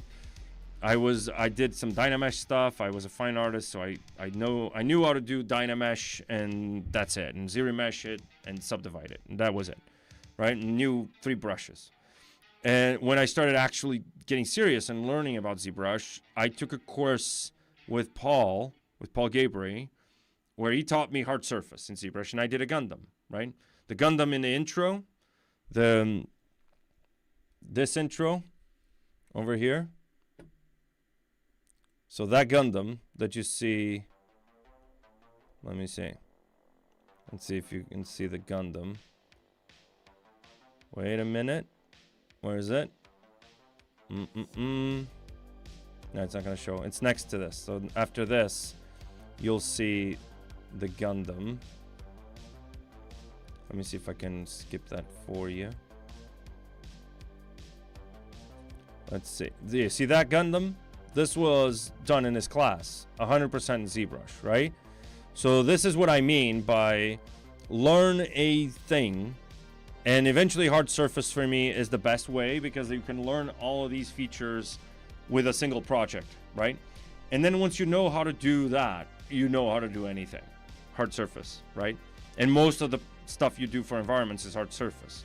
Even, I would argue, organic stuff like rocks and stuff, it's kind of hard surface, right? There's more sculptural aspects to it, but still hard surface. So what I would want to do now is I want to go to surface noise, and I want to pick an alpha. So I can pick an alpha from my textures. No, it's not here. It's in my Lightbox. Textures. Let's pick one of these pictures, right? It's just a simple picture. So I'm going to do that. And obviously you can do XMD. You can use your XMD toolbox. And one of the additions that we added for ZBrush recently was the ability to transform the alpha in the mesh procedurally, even without using UVs, right? So you can do that without using UVs. And this means that I can, okay, I don't want to mix. I want to add a little bit of strength there.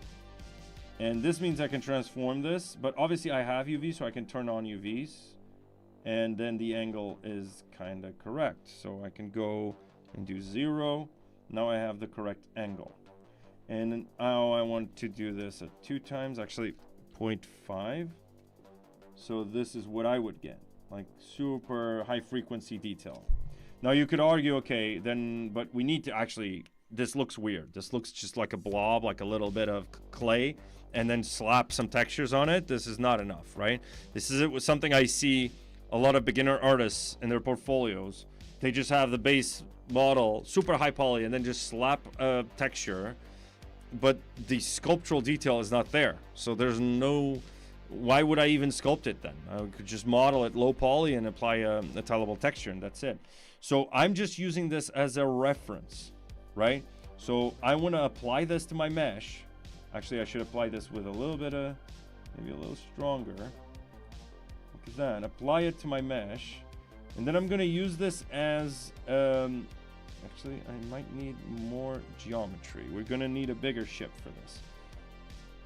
So I'm going to actually go higher in my subdivisions. That's probably the reason. Sorry about that. And apply this. It's still, whoops, a daisy. It's still a little bit too high frequency, but I guess it's fine. And then once we have this, I'm going to start doing this stuff manually, right? So I want to duplicate this because this is a trick I do all the time. Like if I want my low poly, or start with my low poly, I'm going to duplicate this model. Any day now, there you go. Duplicate this model. And this is going to be my low poly, so I can just hide it. And now I'm going to delete the lower subdivisions. And I'm going to Dynamesh this. And I'm going to drag the resolution slider. So if you go to your Dynamesh here in your menu, go to your menu, Dynamesh, there you go.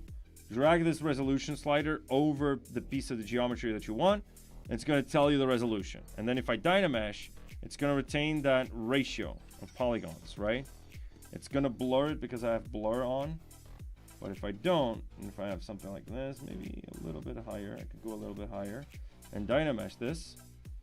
And still, I could go higher. Here's another trick. If you want to type in a specific poly count for Dynamesh, here's what you can do.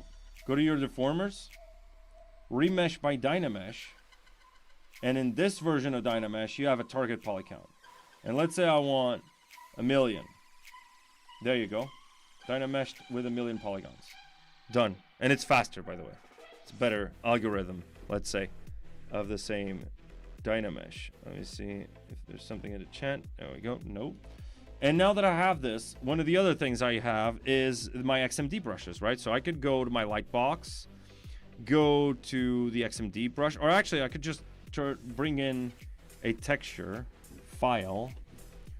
So I can go to textures and have that one, for example, open that up as a texture, go to texture, make alpha, and turn off the texture because I don't want color, right?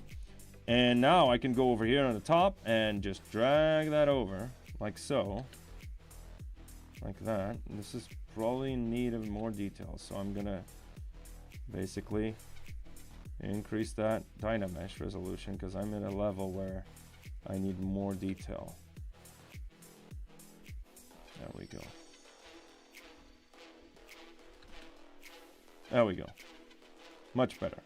So I can do stuff like this, right? You can take pictures on your own, convert that into an alpha, and just drag that over. Now, again, this is still just dragging detail on a mesh and not necessarily sculpting anything, right? So first of all, let me just fix this thing because I forgot this.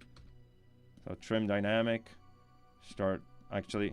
Keep in mind that whenever sculpt you do on this, especially because it's wood, you have to follow the grain, right? So I'm sculpting up and down here. Up and down, right? And we're going to get to the part that you guys are wondering. So now go to standard brush again, drag that over, re-Dynamesh. And now what I need is actually use the DamStandard to emphasize a few of these veins, right? These striations over here. So I want to go over some of these, maybe with a bigger brush. Go like that. Just emphasize a few of these, not all of them.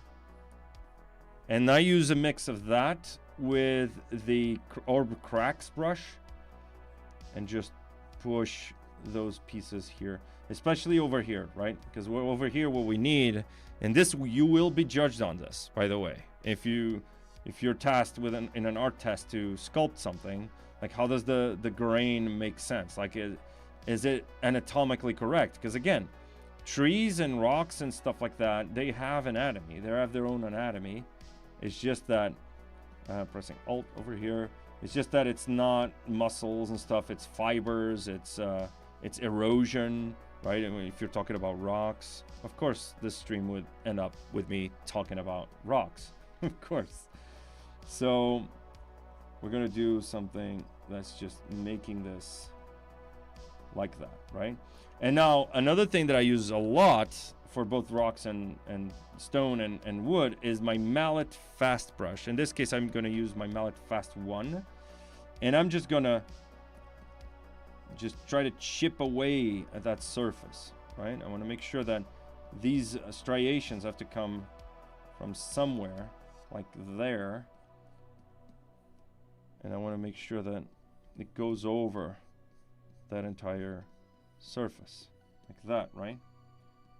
This wood has been worn out on that tip, like so, something like this. And one of the things I forgot to do was actually do a morph target. So in this case, I want to make sure that I do that morph target once I start carving in that surface. Yeah, so over here. So no morph targets, but I can still control tap that and then project history, right? So if I go to my morph brush, it's probably not gonna work. Oh, it is working. See, it's morphing back that detail. So I can go over here and morph it back. So now I don't need to care about if I ruin this, right? Because I can always sculpt it back again. Whoops, a daisy. But now, because we're using morph targets, actually good practice to start doing, to maybe not Dynamesh, maybe not re-Dynamesh while we're doing this, right? So I want to start chipping away at that surface a little bit. And you can see we're starting to get that surface look, right? Alpha que usaste é bom para te orientares e dar os detalhes com DamStandard. Yeah, sim. Detalhes com DamStandard. Exatamente, é exatamente isso. Sorry, a little bit of Portuguese. But yeah, so the user is asking, the alpha that you use is good to get a sense of where you should use the DamStandard to just, you know, sculpt in your details. So yes, this is what I use. Pictures. Actually, I don't use alphas because you're restricted when you're looking for alphas. There's a limited amount of pictures online, but actual photos of wood grain and photos of rock textures and stuff like that, you can find that anywhere, and you just use this in order to guide your sculpting, right? And this is the flexibility that I like, because let's say I'm carving this and now I'm carving, oh no, I carved too much. Actually, this looks good. It looks like a little bit chipped off like that, right? But let's say I'm going like, okay, maybe I'm carving in and I'm carving in too much.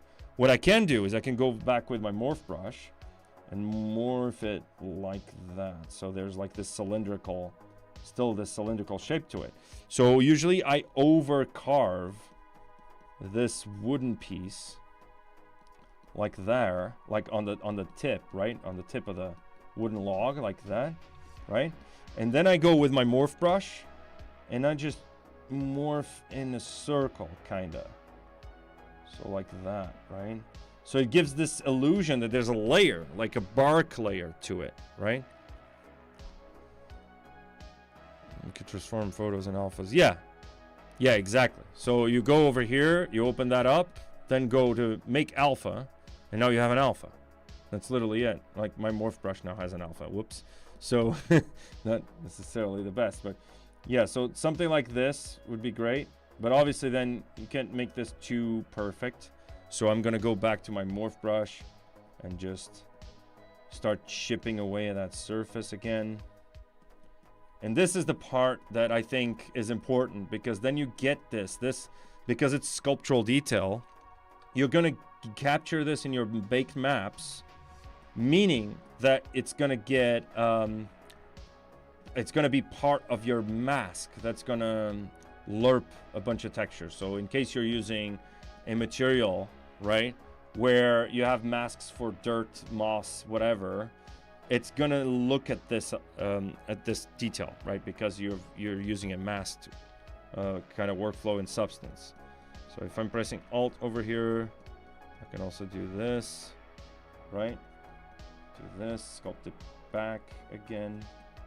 I can push this down a little bit. Doesn't need to be perfect, but you can start seeing that some of these, it gives me other hints then. As I'm doing this, there's happy accidents that happen, like over here, right? And now I'm starting to take advantage of that. I'm going to use my DamStandard, and I'm just emphasizing those details over there, right? And you can see what I'm doing. And again, this is limitless, right? Because I got that image off of the internet, right? But I can go out on the park or whatever and take a bunch of pictures that I like for texturing, for the materials, and then use that to start carving in and sculpting in my details manually. And this is the cool thing, because now with a library of that, you can organize it in your own Lightbox, and we can go over that. Basically what you do now, this is exclusive for 2026, you can go to Preferences, and under Asset Directory, you can create a new directory so you can store all your brushes, all your alphas, and it's always in the same place. Before, it was a pain in the ass, right? Because every new release in ZBrush, you had to sort of like go to copy the files. Some of them were in your C file, program files. The others were in your user documents, right? The UI and stuff like that. Now, it's all in one folder, and you can customize that folder. You can add different subfolders to that folder, and because it's your own folder on your own directory, you can have that in your documents or something if you're in Windows.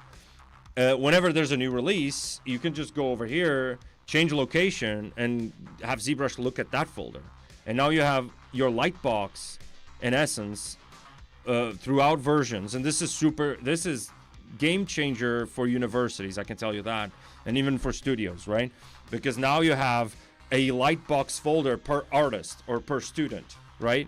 Which is perfect, right? So if you're tasking people and doing a library of IMM brushes, let's say for kit bashing and stuff like that, you have that library that's either shared or not necessarily, right? So again, going over with my DamStandard with the negative, like Alt key, and doing a little bit of that. So in my experience now, it's a good idea to just, because there's a lot of noise here. This is a lot of, like, you can tell it's just a piece of tie level texture just going through here. So what I like to do is I go over with my trim dynamic with a very low Z intensity, and I just start flattening out some of these areas over here, going around the model. I can't use symmetry, and that's the point, right? I don't want to be too symmetrical, right? Just a very low intensity trim dynamic, just going over this piece. And I want to finish today's stream making something, and this is the case, like sculpting wooden materials, right? So it'd be, this is too much. You see, like that is too much over there. So maybe smaller brush size. They start going, always going the grain, right? The direction of that grain. So over there. Same thing goes over here. Smaller brush size.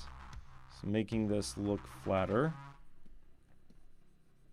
And you can see now it's starting to look a little better.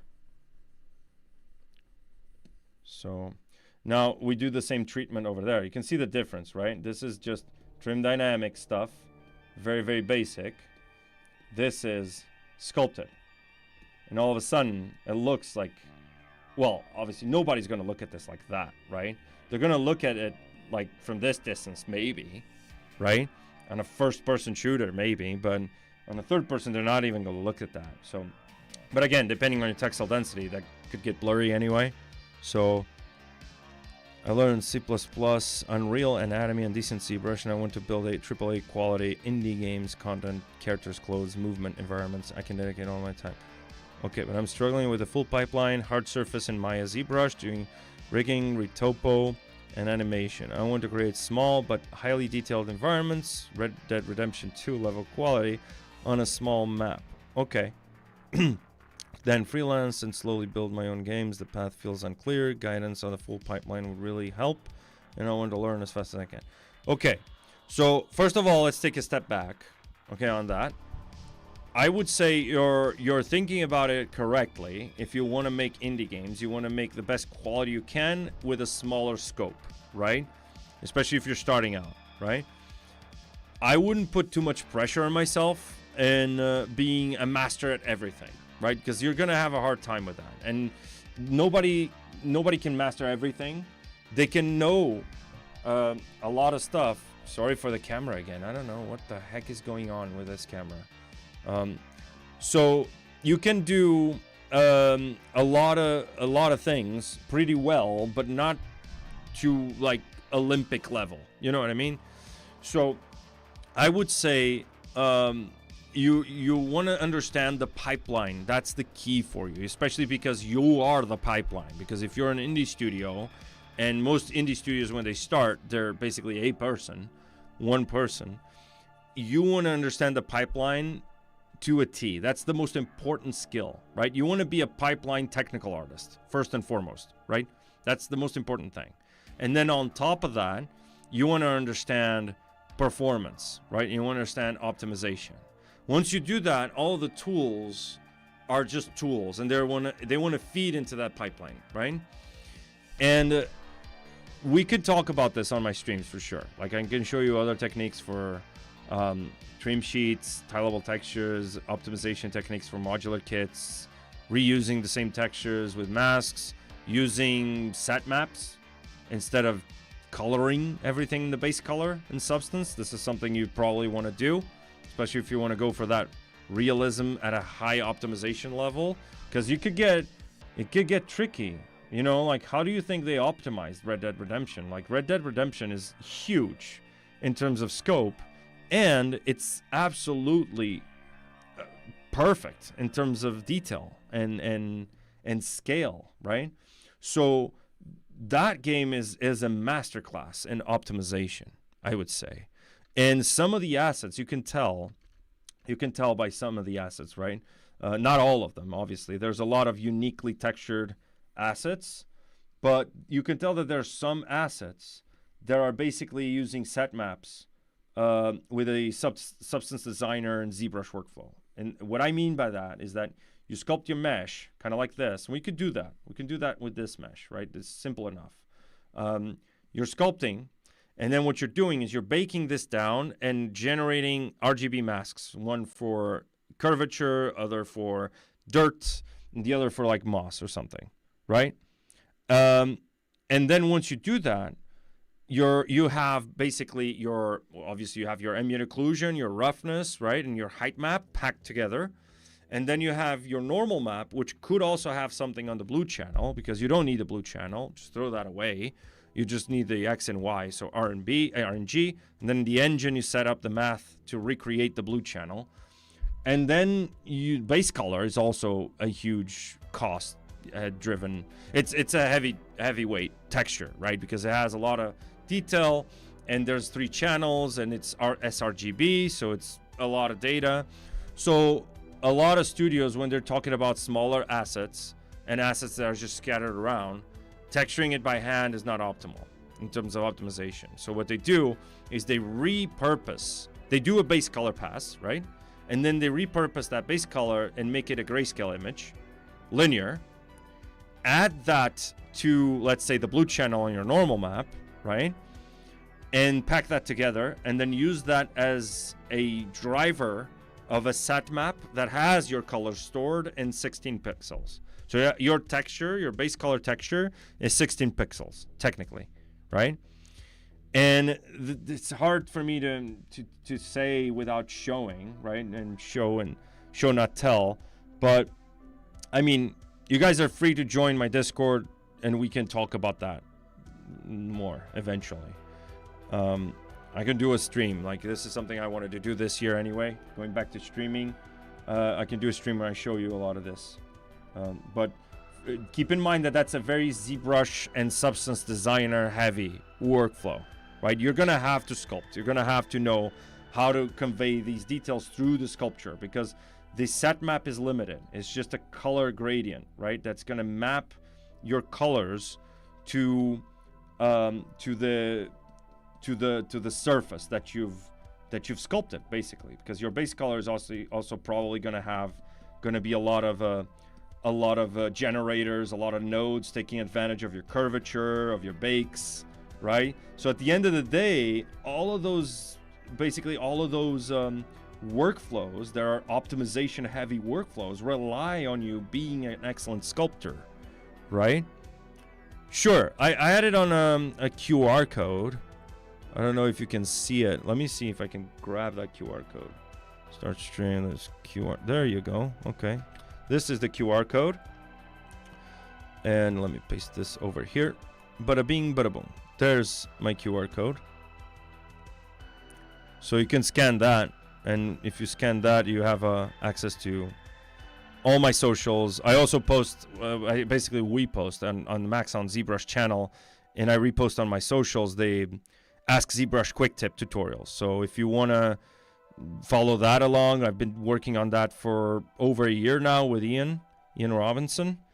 If you want to find out quick tips, I have a few of them planned for this year already. I have half a year planned already of content for socials.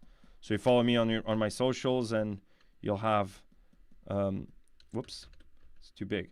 You'll have that cleared up. Right, so let me see if I can carve it in like that, and you can see it goes pretty fast, but then it's like, okay, you can't just do noisy stuff everywhere. You have to have some of these go up and down. So morph brush, maybe up my focal shift a little bit, add an alpha to this. I want to have a square alpha, so now my morph brush is like squarish, so I can have that like that. You see that? And then same thing goes over here, same over here, right? And then I can go DamStandard and trim dynamic, and I want to start flattening out some of this surface. So one of the things I wanted to show, eventually you can do another stream on that, is that workflow between ZBrush and Substance Designer, not Substance Painter. Okay, so something a lot of people go like, what do you mean? Like usually it's ZBrush to Substance Painter. I like Designer. I'm a little rusty in Substance Designer. To be honest, I haven't done a lot of Designer recently. I've been trying to get back onto doing that, doing more technical stuff in Substance Designer, and figuring out workflows between Substance Designer and ZBrush, and there's a lot of them, right? Especially if you're a foliage artist, you know this, right? This is usually very common pipeline thing. If you make your atlas in ZBrush and then use Designer to texture everything instead of Painter, like, so create variations and create the atlas fairly easy in Designer. Right, so we have something like this, and I can go with my trim dynamic here, maybe have a little bit, so you can basically get rid of that stroke information. There's a lot of noise here that's unnecessary. Just go very subtly, all right? Don't need to go crazy on this. So subtly going. I'm just gonna sculpt this section so you can see what I mean by having the right variation of noise. And we can always add that noise back, right? Again, with a library of textures in your new Lightbox, you can just go over here with your standard brush, drag rect, go over here. Let's say, okay, I want, textures. I want this one, for example.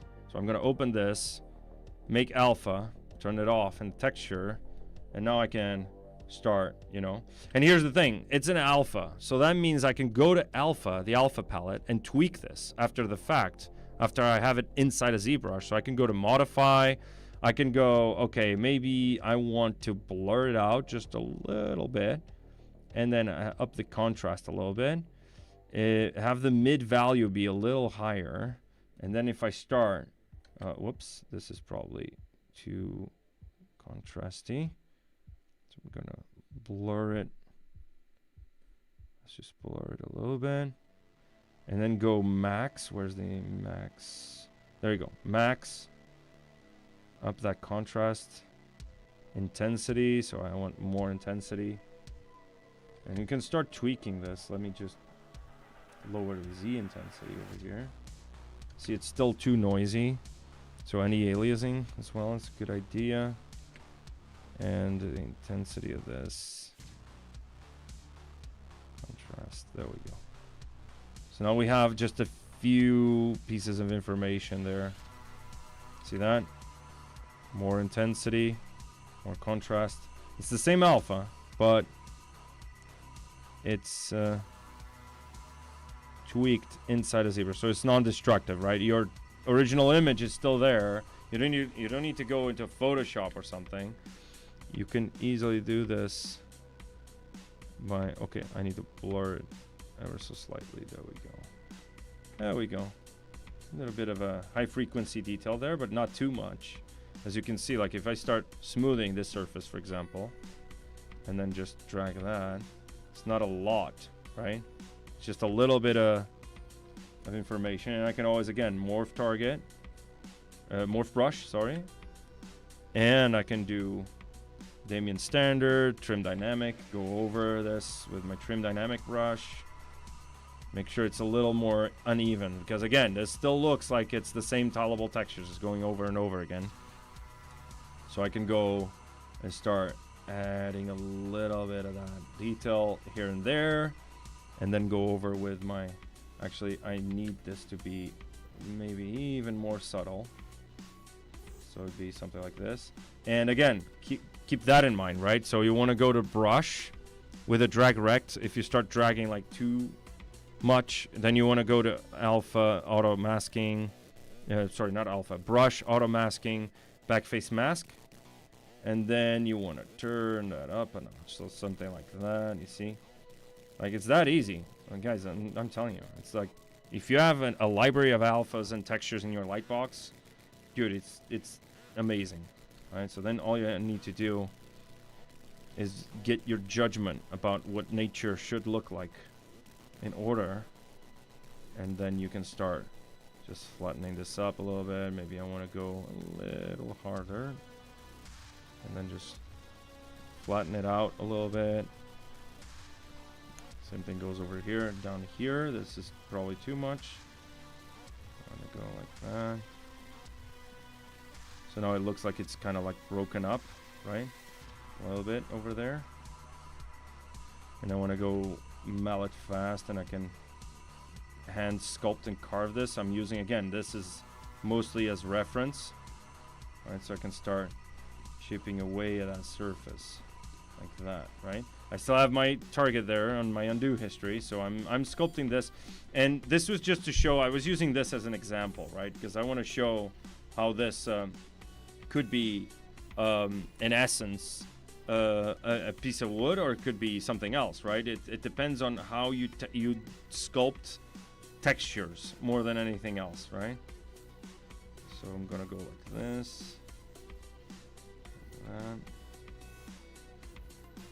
So maybe add some variation over here in the middle. I don't want to go and finish my stream without finishing up this section.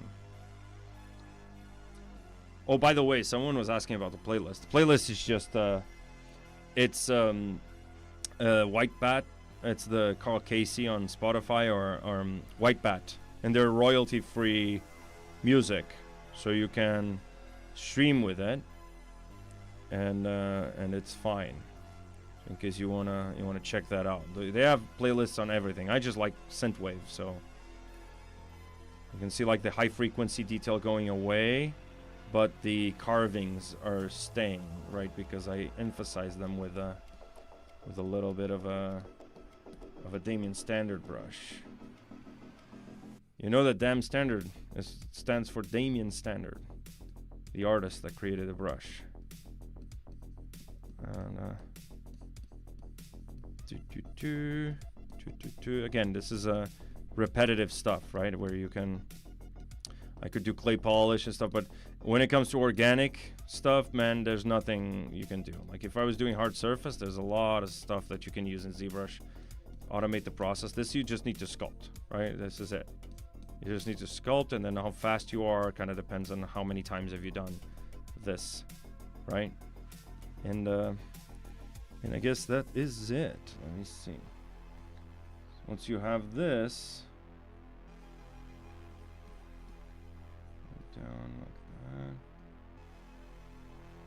and then this is still very chunky over there. It still looks like it has been made with an alpha. Whoops, wrong brush.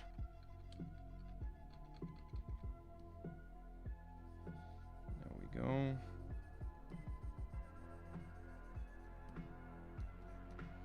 So then it would be something like this. You can also use XMD's brushes, right, for damage and cracks and stuff, and they could reuse it for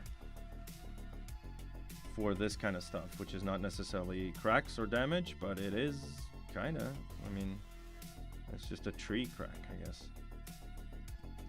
So again, okay, this trim dynamic going over here, not trim dynamic, sorry, DamStandard going over here, emphasizing that little piece over there.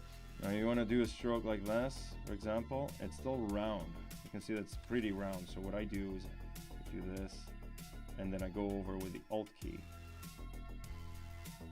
Doesn't need to be perfect again, because trees do have this sort of like variation. Then you want to go and do multiple strokes in sort of like every direction, because this is indicating that fiber, right? Fibrous nature of that tree that was cut off, right? Another thing, please don't ever do the wood grain against the largest surface area. It's usually the rule, right? Always, if this is the largest area, so the wood grain goes from here to here, always, right? Keep that in mind. You have to keep in mind how trees are actually cut in order to do these structures. The same with a table, right?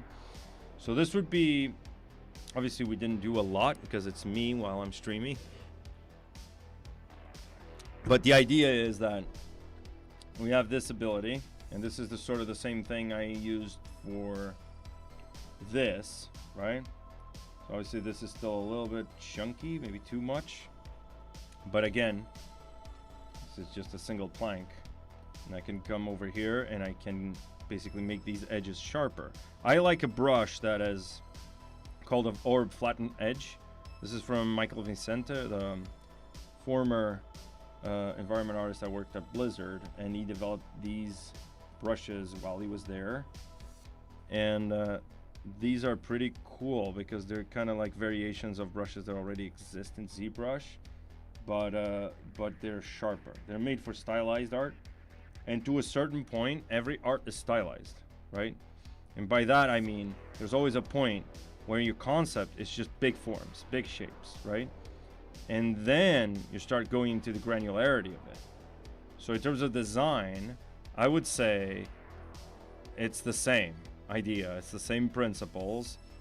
Obviously when it comes to like silhouette and stuff, you don't exaggerate as much in realism, but you still have to take that into account. You can see, like, for example, this wooden plank, for this case it works for this scenario, but in most cases I would want to break up this silhouette, right? So if I want to do, like, you can see it's just a straight kind of thing. If I want to break this up, I can go with a move infinite depth. First of all, I want to make, let's say I want to make it based on this surface, so you can see it's pointing up. Hold shift, tap that arrow, and now I'm facing that direction with my camera, right? So I can do this, for example, hold shift, tap that, and now I can rotate it like this, right? And now I can go with my move infinite depth, as long as I'm just panning, not rotating, and I can start breaking it up like ever so slightly, just a little bit. Careful, because remember, it's the same idea with stylized, but with stylized you would exaggerate that. You would go like that, right? But in here we don't do that, right? Because we're doing more of a realism kind of thing. Can work around 15 hours daily plus 2-3 hours for math and physics. Do you think it is enough to achieve it? Here's the thing, man. You'll realize soon enough, I used to be like that. You'll realize soon enough that those 16 hours a day thing, you can do that for a year. After a year, out of the 16 hours a day you're working, maybe 6 will be productive. The rest you're gonna throw in the trash.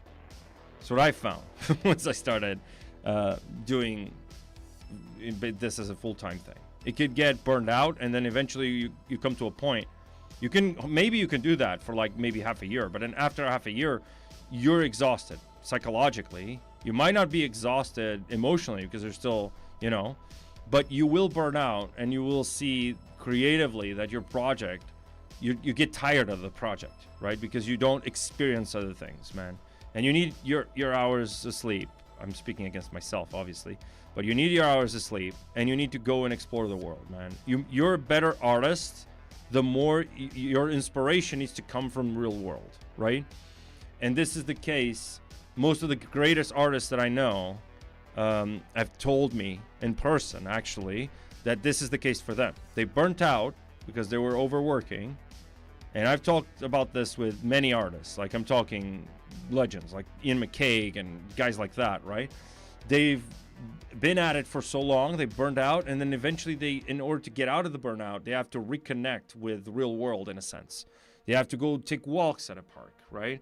And then once they do that, they start to get inspiration from the moments that they're not in front of the computer. Like walking at a park and they see, I don't know, as an environment artist, you look at a tree and go like, oh my God, this tree is beautiful. And then you study nature, right? This is something that I get a lot when people ask me about anatomy. It's like, go and do life drawing. Don't just sit in front of a computer looking at a anatomy book and trying to sculpt things in ZBrush. Go do life drawing. Go do life sculpting. Go sculpted clay, right? Because that's where you're actually you're refreshing your creative juices in your brain, right? You need to experience that real aspect of art, right? And inspiration, right? Because then what's the point of what we're doing here if not making art, right? And making art, it's something that is inspired inherently by nature. And I guess we could go on a philosophical debate here, because there's a whole school of philosophy that believes in nature as this main source of inspiration, and the other school which believes in the abstract as the base of inspiration. And those two can go at it for decades and centuries, but at the end of the day, regardless of where your inspiration comes from, your creativity, your internal inspiration, I wouldn't say reference, right? Reference is one thing, inspiration is another thing. Inspiration is that thrive to make things, right? That drive to want to do stuff. That comes internally, and that comes from places sometimes when you're not like overexerting yourself, right? And I guess this is an argument against going and doing and being too hard on yourself. Like, you can go for 15 hours, that's fine, and that's a skill. Actually, you will do that if you go to a AAA studio and you're crunching, right? There will be times when you'll be doing that, and that's fine, right? For maybe a few months or something, you can go and do that, but there's a limit to everyone has, like, everyone's a bottle, and every bottle's different. Some are bigger, some are smaller, but eventually if you fill it up, and then it just overflows, right? The water just is pouring out. It's not doing anything, right? And you can sculpt up until a point where you're so burned out that everything you do feels just dead, right? And then it's not as aesthetically pleasing. Even the quality of work starts to suffer, regardless of how good of a sculptor you are, regardless of how many programming languages you know, regardless of how many software have you mastered, you know. This is just, I feel like I've been in a rant with this for a while, but it's important because I've seen this all the time, especially nowadays with the whole like layoffs and stuff happening in the industry. I see more and more people either giving up or just going like super like overboard. Like there's no middle point, right? It's just you either give up, but it's like, frick this, you know, I'm out, or you just go too much to the other side, you know what I mean? Like and then you lose something inside of you, right? And I felt like it was important for me to say, I speak from experience, trust me. So on this, don't overexert yourself, appreciate life, go do actual sculpting, actual drawing, actual real life things, basically. And again, I'm not saying this from a position of authority or anything. I'm guilty of not following my own advice most of the times, right? But I do know that this is bad, right? I shouldn't be, you know, overworking and doing that kind of stuff, right? So that's why I'm warning you against the do what I say, not what I do, right? It's kind of a thing. So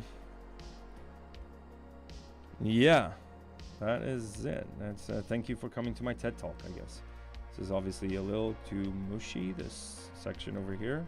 Let's just finish this up real quick. Go to my standard brush, change my alpha to the previous alpha, and here's something cool. There's another trick. Last trick of the day, right? If I do this, it's still gonna affect that. Let's say I just want to affect this, right? What I can do is I can go to my depth, and I can click depth mask, and if I do this, even if I have like incredible intensity, you can see it's just, it goes over a certain section. It's easier to show you with the mask brush. So if I have a depth mask, if I do a mask, let's do a drag rect, and if I start dragging this, you can see it's just affecting, whoops, it's just affecting basically everything over there, right? So let me just have a bigger brush size. You can see like it's just affecting everything regardless of where I touched on the surface, right? And if you don't want it to do that, what you can do is you can set a depth mask where it's like super close to the surface. And if I do this, you can see that it doesn't go over that. It's just masking that surface over there. And obviously this focal shift is not great for this. So I can do, you know, like something like that. And the intensity on this brush should be a little higher. So you can see like it's based on where you click. And then it just goes up to that edge, and it doesn't, like I can do this with the stroke, with the dots. So I can do this, and I'm just painting over here, and it doesn't bleed too much. See that? So it's the same thing with the standard brush. So if I have a depth mask like that, and I do this, you can see it's not going over that border. So I can go like really subtle with this. Whoops, my focal shift. I can go really subtle, right? Like that. Maybe press one key. And then go over here with my DamStandard brush and fix a few things. Right? That's another trick that you guys have in your arsenal now. Wish I got time for the full rant. Yeah, no problem. That's great advice. Thank you. Yeah, they stay on VOD, so you can just watch it later, I guess. It was just some person asking, who was it? Yeah, Brian Shushvar, official, was saying I can work 16 hours a day, and I told him that, you know, I used to do that, and now I don't anymore. So, because, well, I try not to. But I understand the dangers of that, creatively speaking, I mean. Just because you get burned out, and then it feels like every idea that you have, like you get tired of it very fast, and you don't accomplish as much, right? Even in terms of skill, right? Like if you will eventually learn that we should be all doing what Goku does, not what Vegeta does, right? Vegeta overexerts himself, and you're gonna learn about Dragon Ball while you're watching my streams, obviously. Vegeta overexerts himself, and he's always one step behind of Goku, and Goku is not talented. Okay, he grew as he was a low-class warrior. He was weaker than Vegeta to start off. But he trained very, very hard. But here's the key aspect. Goku rests, right? Goku rests. Vegeta doesn't. Vegeta is always fighting, always trying to improve himself, is always competing, is super competitive, and he's always overexerting himself, never resting. Even when he's about to die, is like, no, I need to train more. And he's always one step behind a Goku. And the key is, eventually he learns this in the series, he learns that he will have to rest at some point. And it's in the moments of rest that he's actually improving, right? You can see that in the Cell Saga when they get out of the hyperbolic time chamber. Vegeta is all about like 1 year in the hyperbolic time chamber, just training. Goku and Gohan just went in there, not training at all most of the time. They're just chilling, right? They're mastering their skills, but then they have rest, they have fun, they eat, they take baths and whatever. They're having fun, right? And having fun is the key, right? If you're having fun, then it's good. If you're not, if you're just working because you're in the grind, let's say, that grind mentality, I have some bad news for you. That's not going to last forever. It's not going to last very long, you know? So, yeah. So this was it. We didn't do a lot. We were more talking about like how to sculpt materials in ZBrush in a sense. Again, for a workflow that is very specific for ZBrush to Substance Designer and using set maps to get most of your color information detail. Very optimized workflows for very optimized games. Again, some people are saying they're indie artists that want to do their own game and they're like, I want to do Red Dead Redemption 2 level of quality, but on a smaller scope. That's doable, but you have to optimize like Red Dead did. And one of the things they did was they sculpted a lot of stuff, right? Or scanned or whatever, right? But then what they did on top of that is they gathered that sculptural detail. Like you could also obviously do a lot of this in Substance. But the point is that you want to grab this detail on your mesh maps, on your curvature, on all of that, right? And those are the stuff that is going to go on your RGBA masks, right? In the engine to blend materials or to add moss, or add edgeware, add all of that, right? And your color information is going to be using a lot of this sculptural detail to grab your map, your black and white mask that's going to remap your gradient map, right?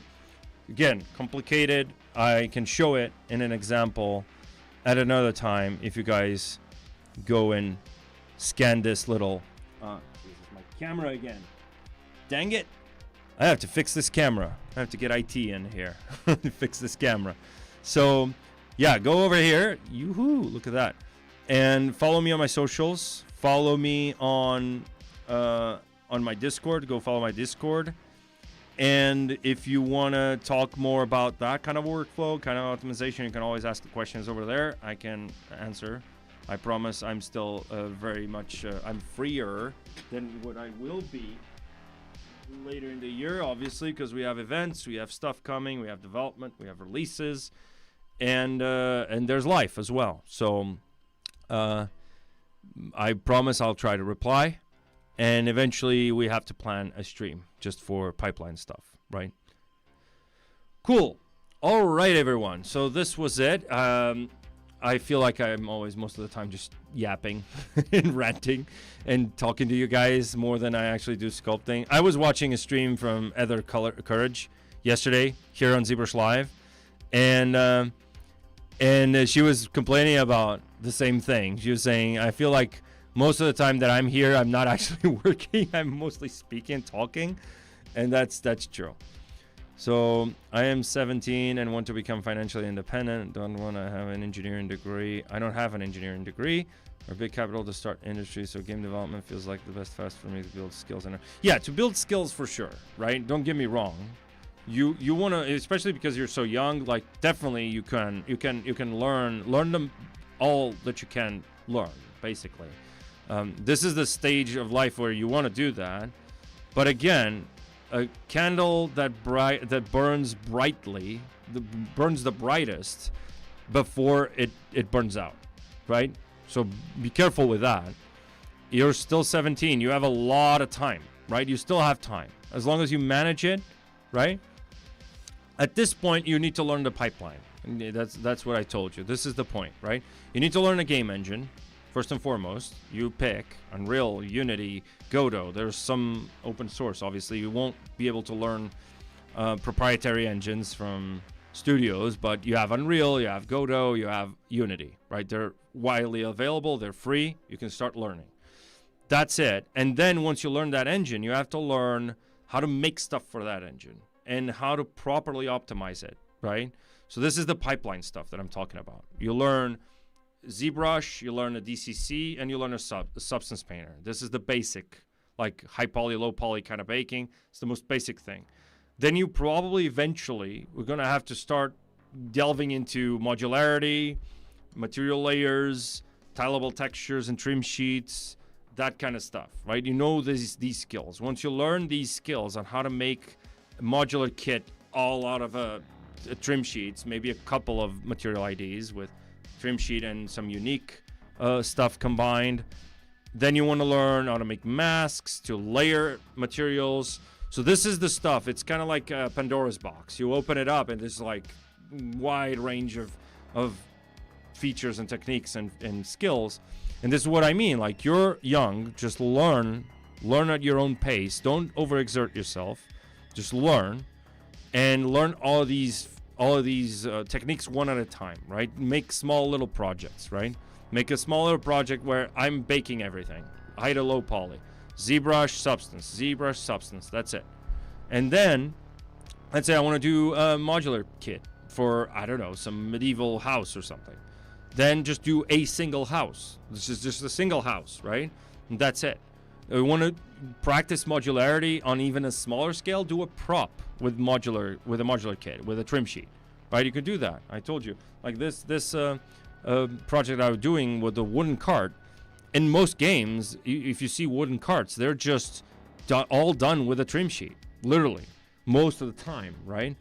Except when they're like a centerpiece or something. That's different. So learn those workflows, how to work with trim sheets, how to learn modularity. I shared a few links here on channels that you can learn a lot of these techniques, and eventually you're gonna have to be good at ZBrush. This is just a fact, right? You're gonna need to learn ZBrush and practice ZBrush, right? Because ZBrush is at the core of most of these techniques, right? And these workflows. It's ZBrush and Substance. You can argue about DCCs, which one's better. Is it Cinema 4D? Is it Maya? Is it 3ds Max? Is it Blender? It's a DCC, right? But a DCC is a part of that pipeline, that workflow. Then there's ZBrush and Substance, which they have no competitor, guys. Let's just be honest, right? Let's just be honest. You have some alternatives, but they're not competitors. Let's just state the fact, right? I know I'm in the ZBrush Live channel, but I've always known this, right? This is just it's a given fact. And the reasons are multiple, right? There's just multiple reasons in terms of features, in terms of support, in terms of everything, right? But you could get away with some alternatives if you're really on a budget or something, for sure. But here's the thing, you're gonna have to learn those. If you wanna do AAA level quality, you're going to have to learn the techniques that AAA studios use, right? And there's there's mentorships that you can do. There's Vessel Forge is the new school with mentorships that just opened up, right? I know the CEO and some of the artists there. They're all like lead. There's a lead material artist that's the owner. It's Jonathan. The guy's a lead material artist at Lightspeed LA. There's a lot of like senior level environment artists there that work for Sony, Santa Monica, Naughty Dog, you know, a lot of people in that area, like Santa Monica, LA area. They've founded that school, and we actually provide for their students during the mentorship, we provide free licenses for ZBrush, right? So if you guys enroll in that school, you get a license for the duration of your course. And obviously there's more. I mean, there was CGMA, but it just got closed down. Some legal stuff that's going on, some craziness there.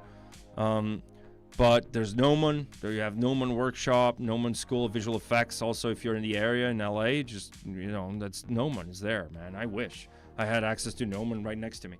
I'm in Germany. I can't just pop in next door to Gnomon and go like, hey, I want to learn, you know, this and that, right? So if you're free, there's a lot of information online about that, man. And I guess it's overwhelming. It's a little bit overwhelming at first, right? Because there's too much information. You don't know which ones are reliable or not. I would say just pick go look at those channels. You'll see a lot of workflows, especially in the next level game art. Gnomon Workshop is a good example. There's also, if you wanted something that's more mentored towards environment art, I would go the Vessel Forge. Beyond Extent is also a good one. If you subscribe to their Patreon, you get like a full PDF with like 250 pages of just techniques for environment art. You read that through and you know all the techniques there is in the industry for environment art. And then obviously you can expand on it by practicing it, right? And practicing, you go like, oh, what if I did this and did that? That's what studios do. And that's how they build their own pipelines and their own workflows.